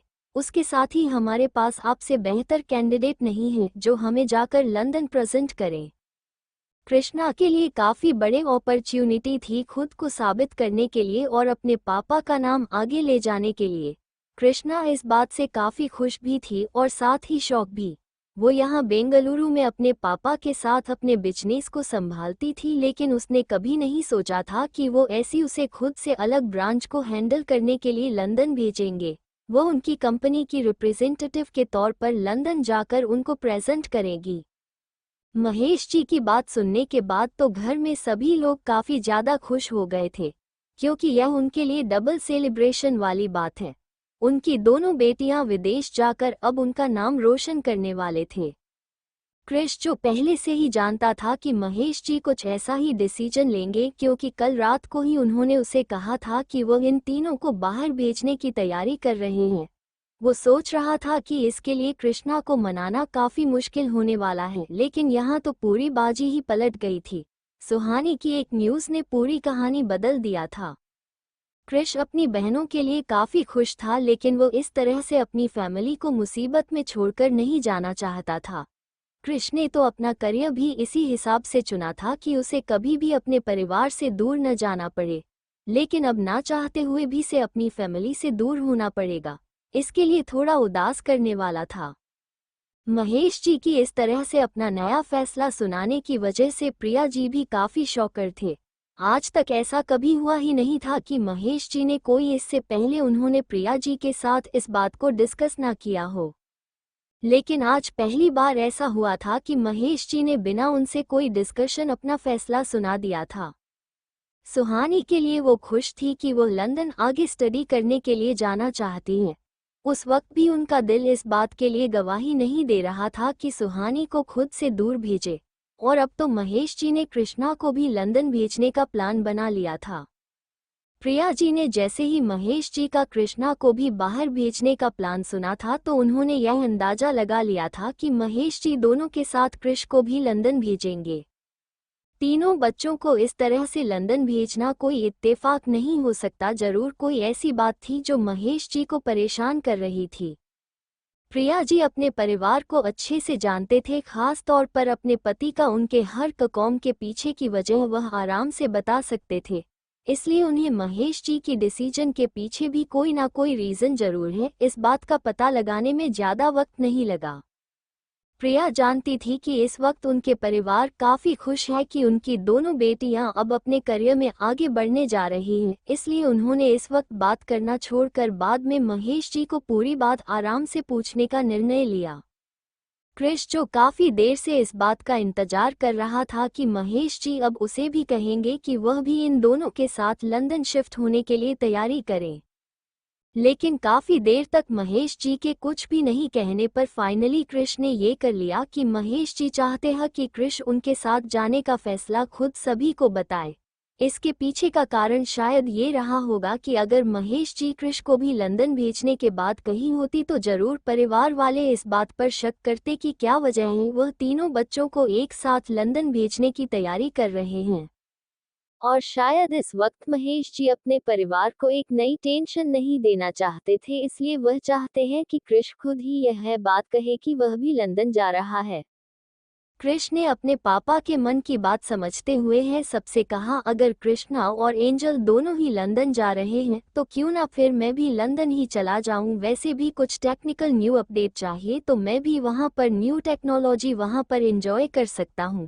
और वैसे भी एंजल और कृष्णा जा रहे हैं लंदन तो मैं और प्रिंसेस उनसे दूर थोड़ी ना रह सकते हैं, इसलिए हम भी आएंगे लंदन, है ना प्रिंसेस। कृष्ण ने अपनी बात करने के बाद कियारा से बात करना शुरू कर दिया, क्योंकि वह जानता था उसके डिसीजन सुनने के बाद घर में सभी लोग उस क्वेश्चन जरूर करेंगे कि वह अचानक लंदन जाने का प्लान क्यों बना रहा है। पहले से उनकी दोनों बेटियां तो लंदन जा रही हैं, फिर क्रिश का भी जाना घर का भी खाली खाली हो जाएगा। इसलिए घर वालों के क्वेश्चन से बचने के लिए उसने कियारा से बात करना शुरू कर दिया। क्रिश जो काफी देर से इस बात का इंतजार कर रहा था कि महेश जी अब उसे भी कहेंगे कि वह भी इन दोनों के साथ लंदन शिफ्ट होने के लिए तैयारी करें, लेकिन काफी देर तक महेश जी के कुछ भी नहीं कहने पर फाइनली क्रिश ने ये कर लिया कि महेश जी चाहते हैं कि क्रिश उनके साथ जाने का फैसला खुद सभी को बताए। इसके पीछे का कारण शायद ये रहा होगा कि अगर महेश जी क्रिश को भी लंदन भेजने के बाद कही होती तो जरूर परिवार वाले इस बात पर शक करते कि क्या वजह है वह तीनों बच्चों को एक साथ लंदन भेजने की तैयारी कर रहे हैं। और शायद इस वक्त महेश जी अपने परिवार को एक नई टेंशन नहीं देना चाहते थे, इसलिए वह चाहते हैं कि क्रिश खुद ही यह बात कहे कि वह भी लंदन जा रहा है। कृष्ण ने अपने पापा के मन की बात समझते हुए है सबसे कहा, अगर कृष्णा और एंजल दोनों ही लंदन जा रहे हैं तो क्यों ना फिर मैं भी लंदन ही चला जाऊं। वैसे भी कुछ टेक्निकल न्यू अपडेट चाहिए तो मैं भी वहां पर न्यू टेक्नोलॉजी वहां पर एंजॉय कर सकता हूं। और वैसे भी एंजल और कृष्णा जा रहे हैं लंदन तो मैं और प्रिंसेस उनसे दूर थोड़ी ना रह सकते हैं, इसलिए हम भी आएंगे लंदन, है ना प्रिंसेस। कृष्ण ने अपनी बात करने के बाद कियारा से बात करना शुरू कर दिया, क्योंकि वह जानता था उसके डिसीजन सुनने के बाद घर में सभी लोग उस क्वेश्चन जरूर करेंगे कि वह अचानक लंदन जाने का प्लान क्यों बना रहा है। पहले से उनकी दोनों बेटियां तो लंदन जा रही हैं, फिर कृष का भी जाना घर का भी खाली खाली हो जाएगा। इसलिए घर वालों के क्वेश्चन से बचने के लिए उसने कियारा से बात करना शुरू कर दिया। अब आगे कियारा तो जैसे आजकल अपने मामा की फैन हो रखी थी, वो कृष की हर बात में अपनी हाँ मिला देती थी। कियारा को कृष की हाँ में हाँ मिलाते देख घर के सभी सदस्यों के चेहरे पर स्माइल आ गई और उनके लिए यह बात एक्सेप्ट करना थोड़ा इजी हो गया कि कृष भी कृष्णा और सुहानी के साथ लंदन जाएगा। वो सभी कृष से पूछना तो चाहते थे कि अचानक से उसने लंदन जाने का डिसीजन क्यों लिया, लेकिन कृष को कियारा के साथ खुश देखकर उन्होंने भी इस वक्त उसे कुछ भी नहीं कहा, क्योंकि शायद वह भी यह बात समझ रहे थे कि कृष भी इस बात को अवॉइड ही करना चाह रहा है। इसलिए उसने कियारा से बात करना शुरू कर दिया। कियारा तो वैसे भी अपने मामा की फैन हो रखी थी, वो अपने मामा की किसी भी बात से मना नहीं करती थी। महेश जी जो कब से कृष के बोलने का ही इंतजार कर रहे थे, उन्होंने जब कृष की बात सुनी तो उन्होंने कहा, चलो ठीक है, फिर तुम दोनों के यही डिसीजन है तो मैं तुम तीनों का वहां जाने और रहने का बंदोबस्त कर देता हूँ। प्रिया जी जो पहले से जानते थे कि महेश जी ऐसा ही कुछ कहेंगे, इस बात का अंदाजा तो उन्हें पहले ही हो गया था, क्योंकि जैसे ही सुहानी ने लंदन जाने की बात कही थी उसके बाद ही महेश जी ने कृष्णा को भी लंदन शिफ्ट करने का अपना प्लान बता दिया था। तो ये तो जाहिर सी बात थी कि महेश जी कृष्णा और सुहानी को अकेले तो लंदन भेजेंगे नहीं, तो कृष को तो उनके साथ जाना ही था। तो ये तो जाहिर सी बात थी। कृष के अपना डिसीजन सुनाने के बाद तो प्रिया जी को पहले से अंदाजा से हो गया था कि जरूर दाल में कुछ ना कुछ तो काला जरूर है, कुछ तो गड़बड़ हुई है। इसीलिए महेश जी और कृष ने ये है प्लान पहले ही बना लिया था कि वो तीनों लंदन जाने वाले। और शायद सुहानी ने जैसे ही अपना सिलेक्शन की न्यूज़ सुनाई तो उनको एक रास्ता मिल गया था अपनी बात कहने का। प्रिया जी को इस बात से कोई एतराज नहीं था कि महेश जी ने तीनों बच्चों को एक साथ लंदन भेजने का प्लान बनाया है। उन्हें बस ये जानना था कि अचानक से तीनों को बाहर भेजने का प्लान बनाने की पीछे की वजह क्या है। दूसरी तरफ ऋषभ ने रमन को अच्छा खासा परेशान कर दिया था सुहानी को ढूंढने के लिए। उन्हें का हर एक रेस्टोरेंट, हर एक होटल चेक कर लिया था, लेकिन उन्हें सुहानी के बारे में इस बारे में कोई भी अपडेट नहीं थी। ऋषभ रमन को नए प्लान्स बताए रहा था कि वो कैसे अब आगे सुहानी को ढूंढने के लिए कुछ नए तरीके से सोचने वाले हैं। ऋषभ ने तो नए प्लान बना भी लिए थे। इससे पहले ऋषभ का फोन जो कई बार बज जाता है, एक बार फिर से रिंग होना शुरू हो गया। ऋषभ ने उस फोन को फिर से इग्नोर कर दिया, लेकिन अब रमन का फोन बजने लगा था। लेकिन रमन अपने बॉस के सामने होने पर कॉल अटेंड नहीं कर सकता था, इसलिए इस वक्त उस नर अपना फोन साइलेंट पर रखना ही सही समझा। बार बार घर से फोन आने के बाद फिर से रमन के पास कॉल आना ऋषभ को कुछ खटक गया। ऋषभ ने रमन को कॉल अटेंड करने के लिए कहा और इसे स्पीकर पर करने कहा। रमन ने अपने बॉस का ऑर्डर मिलते ही कॉल अटेंड करके उसे स्पीकर पर डाल दिया। कॉल बार बार किशोर जी का आ रहा था। रमन ने जैसे ही कॉल अटेंड किया, किशोर जी ने कहा, रमन ऋषभ कहाँ है? वो जहाँ कहीं भी है उसे कहो कि पापा को हार्ट अटैक आया है, इसलिए वो जल्द से जल्द वापस लौट आए। हम उन्हें सिटी हॉस्पिटल लेकर आए हैं तो वह हमें सीधा वहीं पर मिले। पापा की कंडीशन काफ़ी सीरियस है और वो इस हाल में भी ऋषभ से मिलना चाहते हैं, इसलिए जितना जल्दी हो सके तो ऋषभ को लेकर घर आओ। ऋषभ तो अपने पापा की बात सुनकर वही जम गया। दादाजी को हार्ट अटैक आया है, ये खबर सुनकर उसका खुद का फोन उसके हाथों से छूटकर नीचे गिर गया। ऋषभ को समझ नहीं आ रहा था कि उसके साथ इतना सब कुछ बुरा क्यों हो रहा है।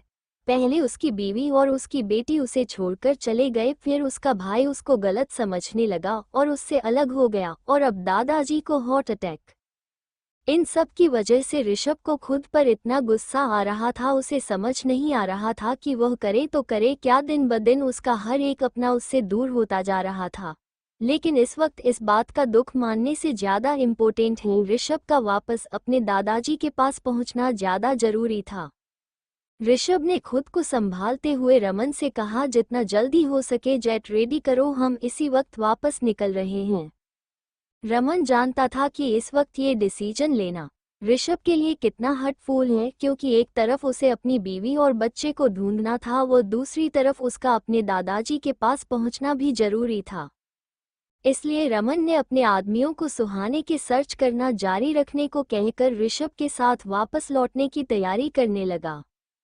ऋषभ को जैसे ही अपने दादाजी की न्यूज़ मिली थी, वह उसी वक्त रमन के साथ अपनी पैकिंग करके होटल से निकल गया था। प्रिया जी ने जो होटल के मैनेजर को ऋषभ आर्यन पर अपनी नज़र बनाए रखने के लिए कहा था, मैनेजर ने उन्हें रात के एक्सीडेंट की खबर देने के बाद अब ऋषभ के चेकआउट करने की अपडेट भी कर दिया था। प्रिया जी ने जितना ऋषभ के बारे में सुना था, उसके अकॉर्डिंग उनकी ऋषभ जिस चीज़ को पाने के लिए जीत कर ली तो वह उसे पाकर रहता है।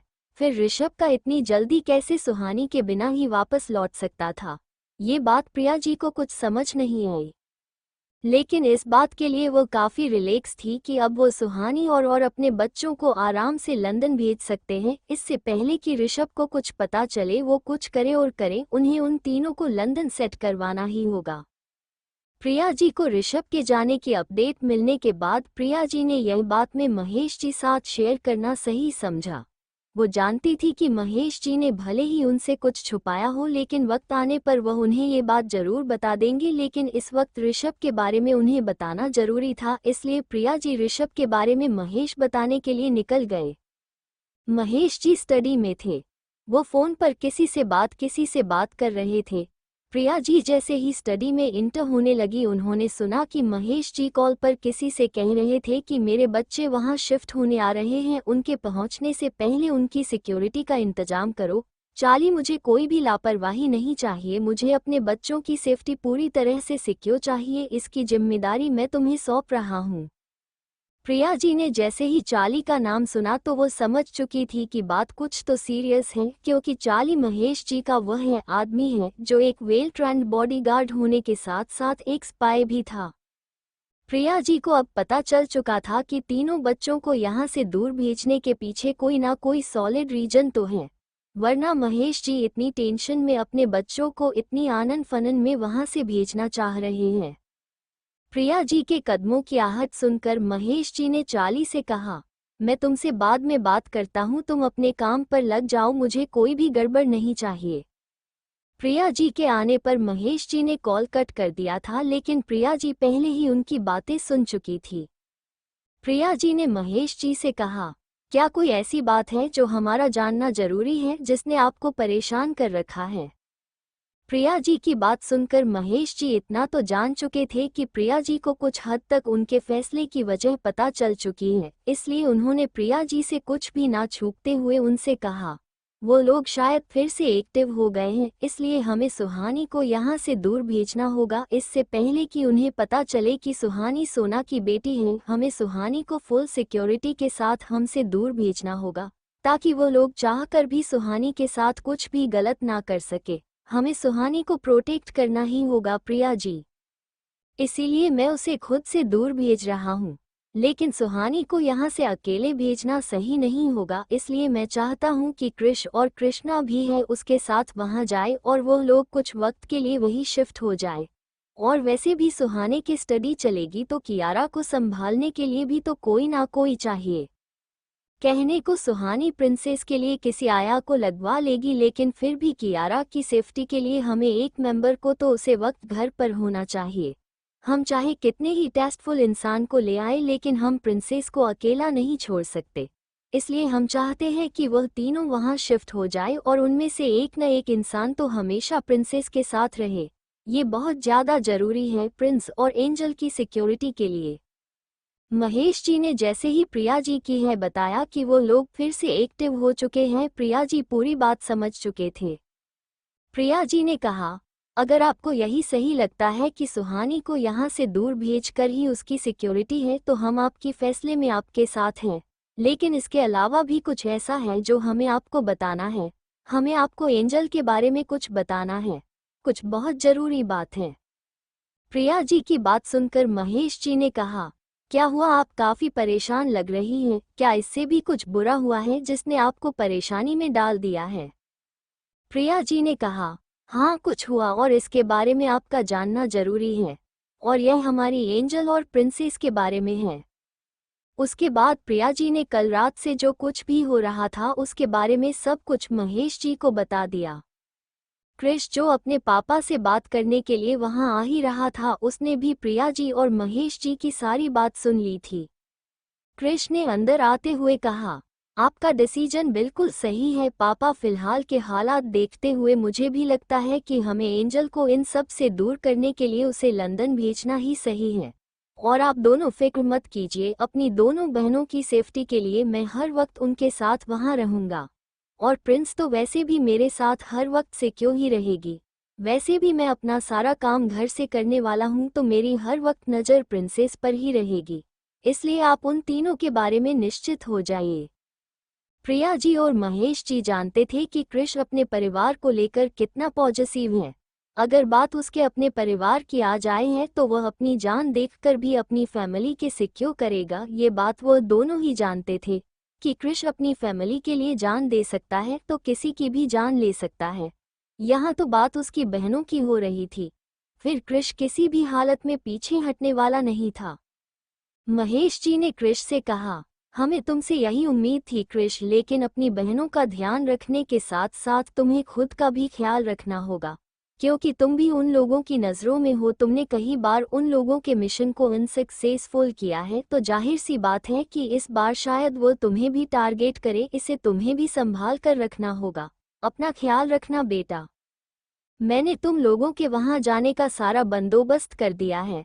चाली को मैंने तुम लोगों की सिक्योरिटी के लिए वहां लगा दिया है, लेकिन फिर भी मैं चाहता हूं कि तुम लोग थोड़े एक्स्ट्रा केयरफुल रहो। हम किसी पर भी भरोसा नहीं कर सकते, इसलिए वहां जाकर सब कुछ तुम्हें संभालना है। प्रिया जी ने कहा, मैं आप सब लोगों के निकलने की तैयारी करती हूँ।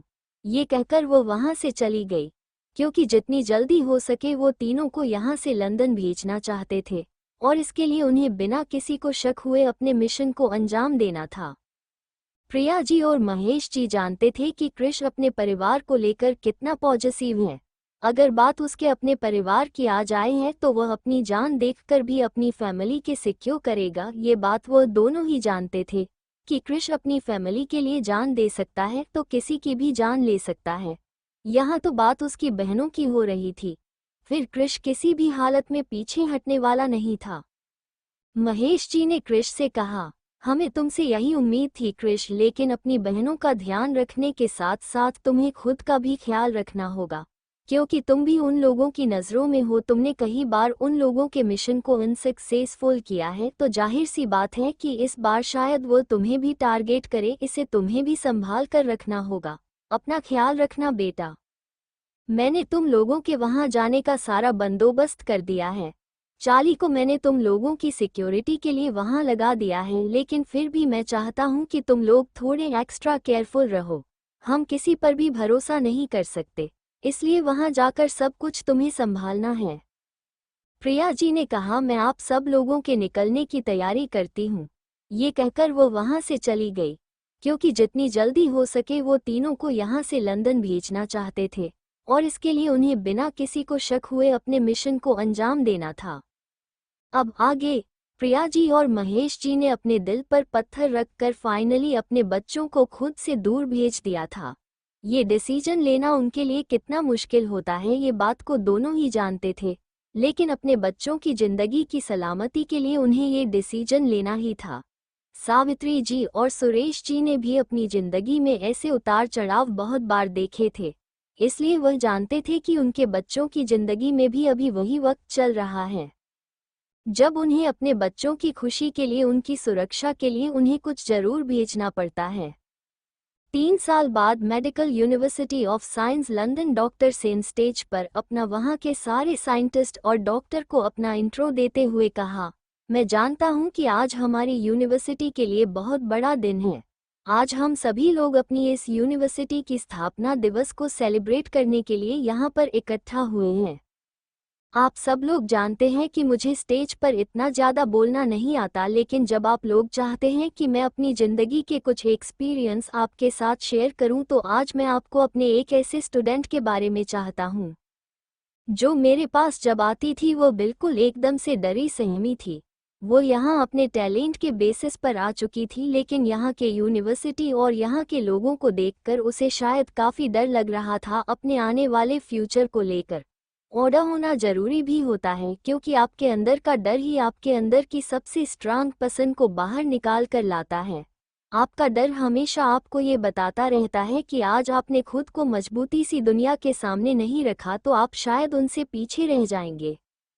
आपका डर आपको वो ताकत देता है जो आपको इस दुनिया में सबसे अलग बनाती है।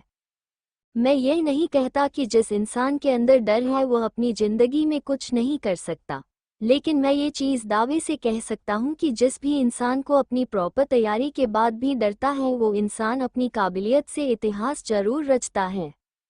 ये साबित कर दिखाया है मेरी एक स्टूडेंट ने। पिछले 20 साल से मैं इस यूनिवर्सिटी में काम कर रहा हूँ, अपनी रिचर्स से आने वाली पीढ़ी को सिखाता आ रहा हूँ कि वो भी कुछ ऐसा कर सकते हैं जो हमारे मानव समाज के साथ साथ नेचर में मौजूद बाकी जीव जंतुओं के लिए भी उपयोगी साबित हो सकता है। इन 20 साल में मेरे स्टूडेंट ने कुछ हद तक इस थ्योरी पर काम करते हुए अपनी स्टडी के साथ रिसर्च भी कंप्लीट भी किया है। लेकिन इन 20 सालों में मुझे सिर्फ एक ही स्टूडेंट ऐसा मिला जिसने इस थ्योरी पर काम करते हुए इतने कम समय में इस रिसर्च को कंप्लीट किया है। और मुझे ये बताते हुए काफ़ी खुशी हो रही है कि मेरा ये स्टूडेंट इंडिया से है जिसने आज अपने गुरु यानी मुझसे भी बेहतर रिसर्च कंप्लीट कर दिखाई है। मैं डॉक्टर सेन आप सभी को अपने इंडियन स्टूडेंट से इंट्रोड्यूस करवाना चाहूँगा जिसने सबसे कम वक्त में अपनी स्टडी और रिसर्च खत्म की है। Please come Miss Suhani on the stage. Suhani का नाम अनाउंस होते ही सामने की चेयर पर बैठी क्रिश और कियारा के साथ सुहानी उठकर स्टेज पर चली गई। सुहानी के स्टेज पर पहुंचते ही सभी ने उसका तालियों से स्वागत किया। डॉक्टर सेन ने सभी से एक बार फिर से सुहानी को इंट्रोड्यूस करवाया और उसके बाद उन्होंने सुहानी को डिग्री देकर उसका सम्मान भी किया। डॉक्टर सेन ने सुहानी से कहा कि वो जाने से पहले सभी को अपनी जिंदगी का बीज मंत्र बताए जिसने उसकी यहाँ तक पहुँचने में मदद की।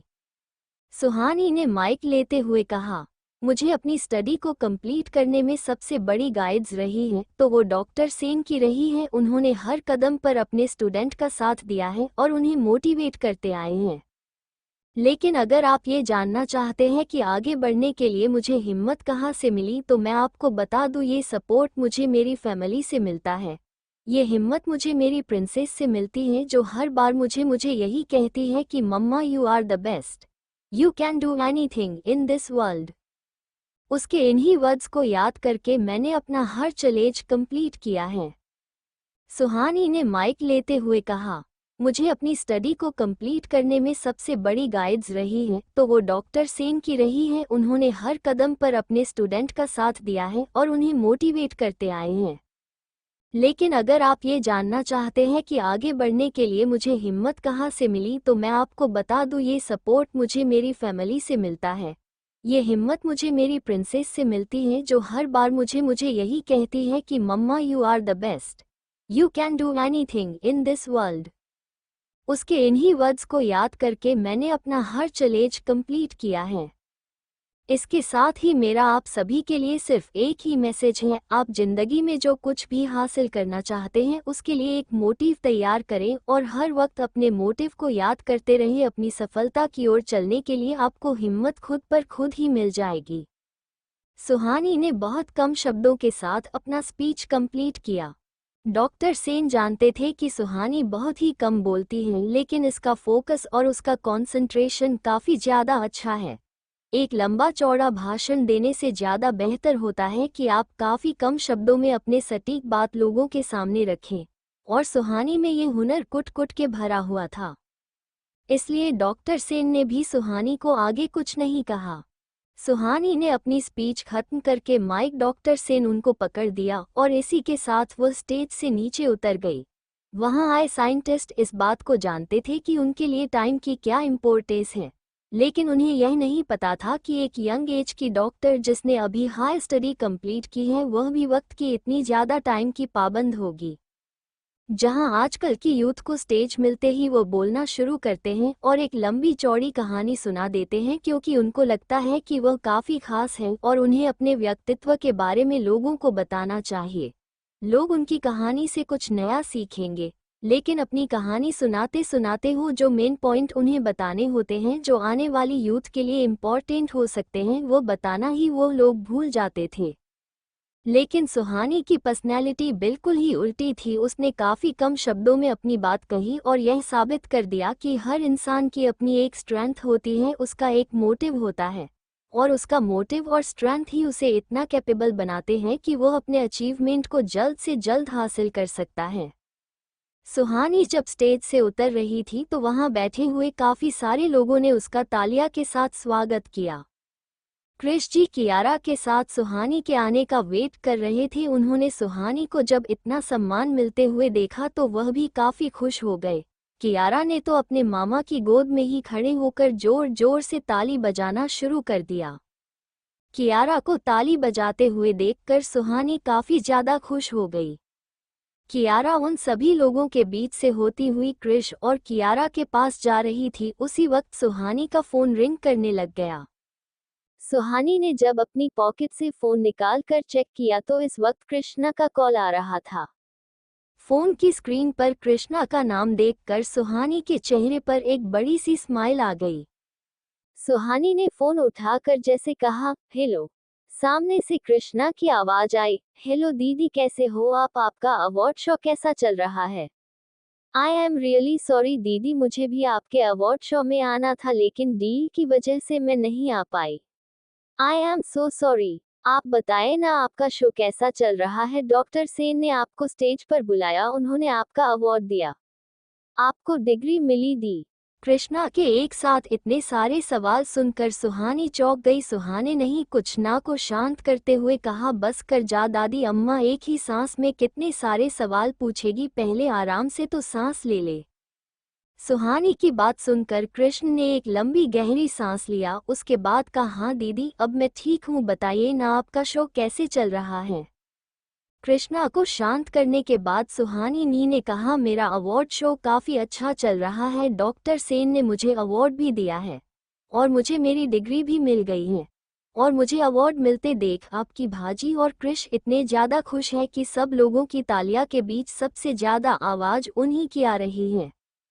सुहानी की बात सुनकर कृष्णा ने कहा, ओ दीदी आई एम सो एक्साइटेड, मुझे भी आपका अवार्ड शो देखना था लेकिन मैं तो यहाँ बिजनेस डील की वजह से फंस गई थी। कृष्णा ने उदास होते हुए कहा।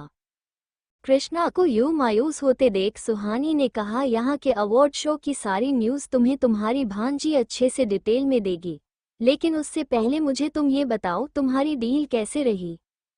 सुहानी का सवाल सुनकर कृष्णा ने कहा, हाँ दीदी मेरी बिजनेस मीटिंग काफ़ी अच्छी रही और हमें डील क्रैक भी कर ली। ये डील हमें यह मिली है, उस जनेजा ने काफ़ी कोशिश की थी लेकिन उसकी सारी कोशिशें पर हमने पानी फेर दिया। वह काफ़ी एंग्री मैन बनकर घूर रहा था लेकिन उसके बोलने से हमें कोई फ़र्क नहीं पड़ा और यह डील फाइनली हमें ही मिली है क्योंकि हमारा प्रेजेंटेशन काफ़ी ज़्यादा अच्छा था। सुहानी ने जैसे ही सुना कि कृष्णा ने से अभी भी यह कहा है कि जानेजा इस दिल से कुछ नहीं है, वह पूरी मीटिंग के दौरान भी कृष्ण और उसकी टीम को ही बोल रहा था। सुहानी ने कृष्ण से पूछा, तुम अभी कहाँ हो। सुहानी का सवाल सुनकर कृष्ण ने कहा, दीदी मैं अभी होटल से निकली हूँ और अब यहाँ से सीधा मैं आपके पास ही आ रही हूँ। कृष्ण जो रास्ते से सुहानी और कृष के पास आने वाली थी वह रास्ता काफ़ी लंबा था और काफ़ी सुनसान भी। सुहानी ने कृष्णा को वहां आने से मना करना चाहती थी क्योंकि अवार्ड शो तो वैसे भी खत्म होने को था और वो लोग भी अब वहां से सीधा घर ही जाने वाले थे। सुहानी कृष्णा को कुछ कहती उससे पहले ही उसका कॉल कट होने लगा।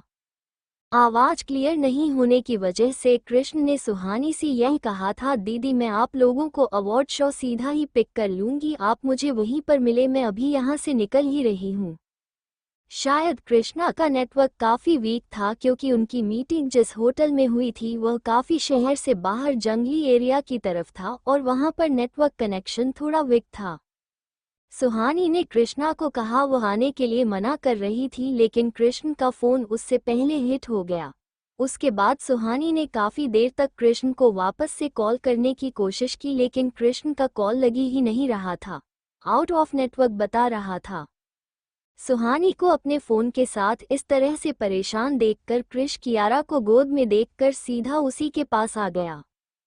कृष्ण सुहानी से कहा, क्या हुआ एंजल, तुम काफ़ी परेशान लग रही हो, ये तुम फ़ोन पर किस बात कर रही थी और बात करने के बाद में इतना परेशान क्यों हो गई? सुहानी ने कृष्ण को कहा, वो कृष्णा का फ़ोन था, हूँ वही बता रही थी उसकी मीटिंग सक्सेस रही और उसने ये डील भी कर ली, लेकिन जनेजा को जितना हम जानते हैं उसके ये डील उसके हाथ जाने के बाद चुप बैठने वालों में से नहीं है, कृष्ण से कभी हल्की में ले रही है। मुझे लग रहा है कि कृष्णा सिर्फ नहीं है, मैं इस वक्त उसके साथ होना चाहिए था। कृष्ण खुद भी यह बात अच्छे से जानता था कि जनेजा एक अच्छा आदमी नहीं है, उसने अपने बिजनेस डील को हासिल करने के लिए कितने ही लोगों के साथ कितना कुछ किया था। कृष्ण ने सुहानी की बात समझते हुए कहा, एंजल तुम प्रिंस को लेकर घर जाओ, मैं देखता हूँ कि जनेजा का क्या करना है। इतना कहकर कृष्ण ने कियारा को सुहानी एक को सौंप दिया और खुद वहां से निकल गया। कृष्ण ये से बात अच्छे से जानता था कि जनेजा इस डील को फिर से हासिल करने के लिए कुछ ना कुछ तो जरूर करेगा और हो सकता है कि वो इस डील हासिल करने के लिए कृष्णा को ही अपना टारगेट बनाए, और उसने इसे कुछ किया तो उसका साफ मतलब था कि कृष्णा की जान इस वक्त खतरे में थी। कृष्ण के वहां से जाने के बाद कियारा ने सुहाने से कहा, मम्मा मासी को क्या हुआ, मामा इतनी जल्दी में कहाँ गए हैं? कियारा इन 3 सालों में काफ़ी समझदार हो गई थी, वह अपने बड़ों के बीच हो रही बातों को समझती भी थी और काफ़ी हिम्मत के साथ उन बातों को एक्सेप्ट करने की भी कोशिश करते थी। सुहानी ने कियारा से कहा, प्रिंसेस मम्मा ने आपको बताया था ना, इस दुनिया में कुछ बुरे लोग भी होते हैं और वह बुरे लोग अच्छे लोगों को अक्सर परेशान करते हैं। आज आपकी मासी को भी कुछ ऐसे ही बुरे लोग परेशान करने वाले हैं, इसलिए मामा मासी को प्रोटेक्ट करने के लिए इतनी जल्दबाजी में यहाँ से गए हैं। सुहानी की बात को ध्यान से सुनने के बाद कियारा ने कहा, मामा क्या आप मासी को प्रोटेक्ट करने के लिए नहीं जाओगे? कियारा की बात सुनकर सुहानी ने कहा, क्या प्रिंस अपने मासी को बुरे लोगों से बचने के लिए नहीं जाएगी?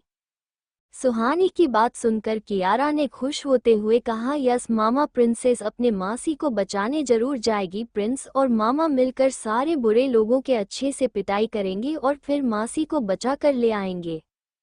कियारा ने ये है बातें काफ़ी एक्साइटेड होकर कहा था। सुहानी ने कियारा का असाइनमेंट देखकर कहा, तो ठीक है प्रिंस, हम इसी वक्त मासी को लेने के लिए चलते हैं, आप तैयार होना। सुहानी ने जब कियारा से पूछा कि वो तैयार है ना, तो कियारा ने उसे थम अप का साइंस खाते हुए कहा, यस मामा, प्रिंसेस बिल्कुल तैयार हैं। कियारा स्माइलिंग फेस की बात सुनकर सुहानी तो लेट एस गो बेबी, इतना कहकर सुहानी ने वहां पर माइकल से अपनी ब्लैक कार मंगवा और कियारा को अपने साथ लेकर वहां से निकल गई। कृष्ण जो इस वक्त मजे से अपनी कार में बैठे हुए सुहानी और कृष्ण मिलने के लिए उसके अवार्ड शो फ्री निकल चुकी थी, लेकिन होटल से निकलने के कुछ वक्त बाद कृष्णा के ड्राइवर ने ये चीज़ नोटिस करने की उनकी कार का पीछा कुछ और गाड़ियां कर रही हैं। कृष्णा का ड्राइवर सिर्फ उसका ड्राइवर ही नहीं बल्कि कृष्ण का बॉडीगार्ड भी था। कृष्णा जब सुहाने से मिलने के लिए उसके व्हाट्सएप के लिए निकली थी तब उसने अपने बाकी सारे बॉडीगार्ड्स को वहां से सीधा घर जाने के लिए कह दिया था, लेकिन जो बॉडीगार्ड इस वक्त कृष्ण की कल चला रहा था वह नॉर्मल बॉडी काटना ही था, वह वही जान लेता जिससे किशोर जी ने अपने बच्चों की सिक्योरिटी के लिए यहाँ पर तैनात किया था। बाकी सभी बॉडीगार्ड्स को सभी की सिक्योरिटी के लिए हायर किया गया था, इसलिए उनका काम था कि वो अपने बॉस के ऑर्डर्स को फॉलो करें और उन्हें प्रोटेक्ट करें। काम तो चली कभी यही था कि उसे उन दोनों को प्रोटेक्ट करना था, लेकिन इसके साथ ही किशोर जी ने उसे ये भी छोड़ दी थी कि उसे अपने बॉस के और फॉलो करने की कोई भी ज़रूरत नहीं है। उसे उनकी सिक्योरिटी के लिए जो भी कम सही लगी वो बिना उन लोगों की परमिशन के वो स्टेप उठा सकता है। महेश जी जानते थे कि उनके बच्चे जोश में आकर कभी ना कभी तो ये गलती जरूर करेंगे जब वह अपने बॉडीगार्ड्स को खुद से दूर कर देंगे। मैं ऐसी नहीं चाहते थे कि उनके बच्चों की एक गलती उनकी जिंदगी भर भारी पड़ जाए, इसलिए उन्होंने कर लिखो उनके हर वक्त तैनात रहने के ऑर्डर किए थे। और इसके साथ ही चार्ली को इस बात की भी पूरी इजाज़त थी कि उसे जो भी चीज़ सही लगे उन तीनों को प्रोटेक्ट करने के लिए वह कर सकता है।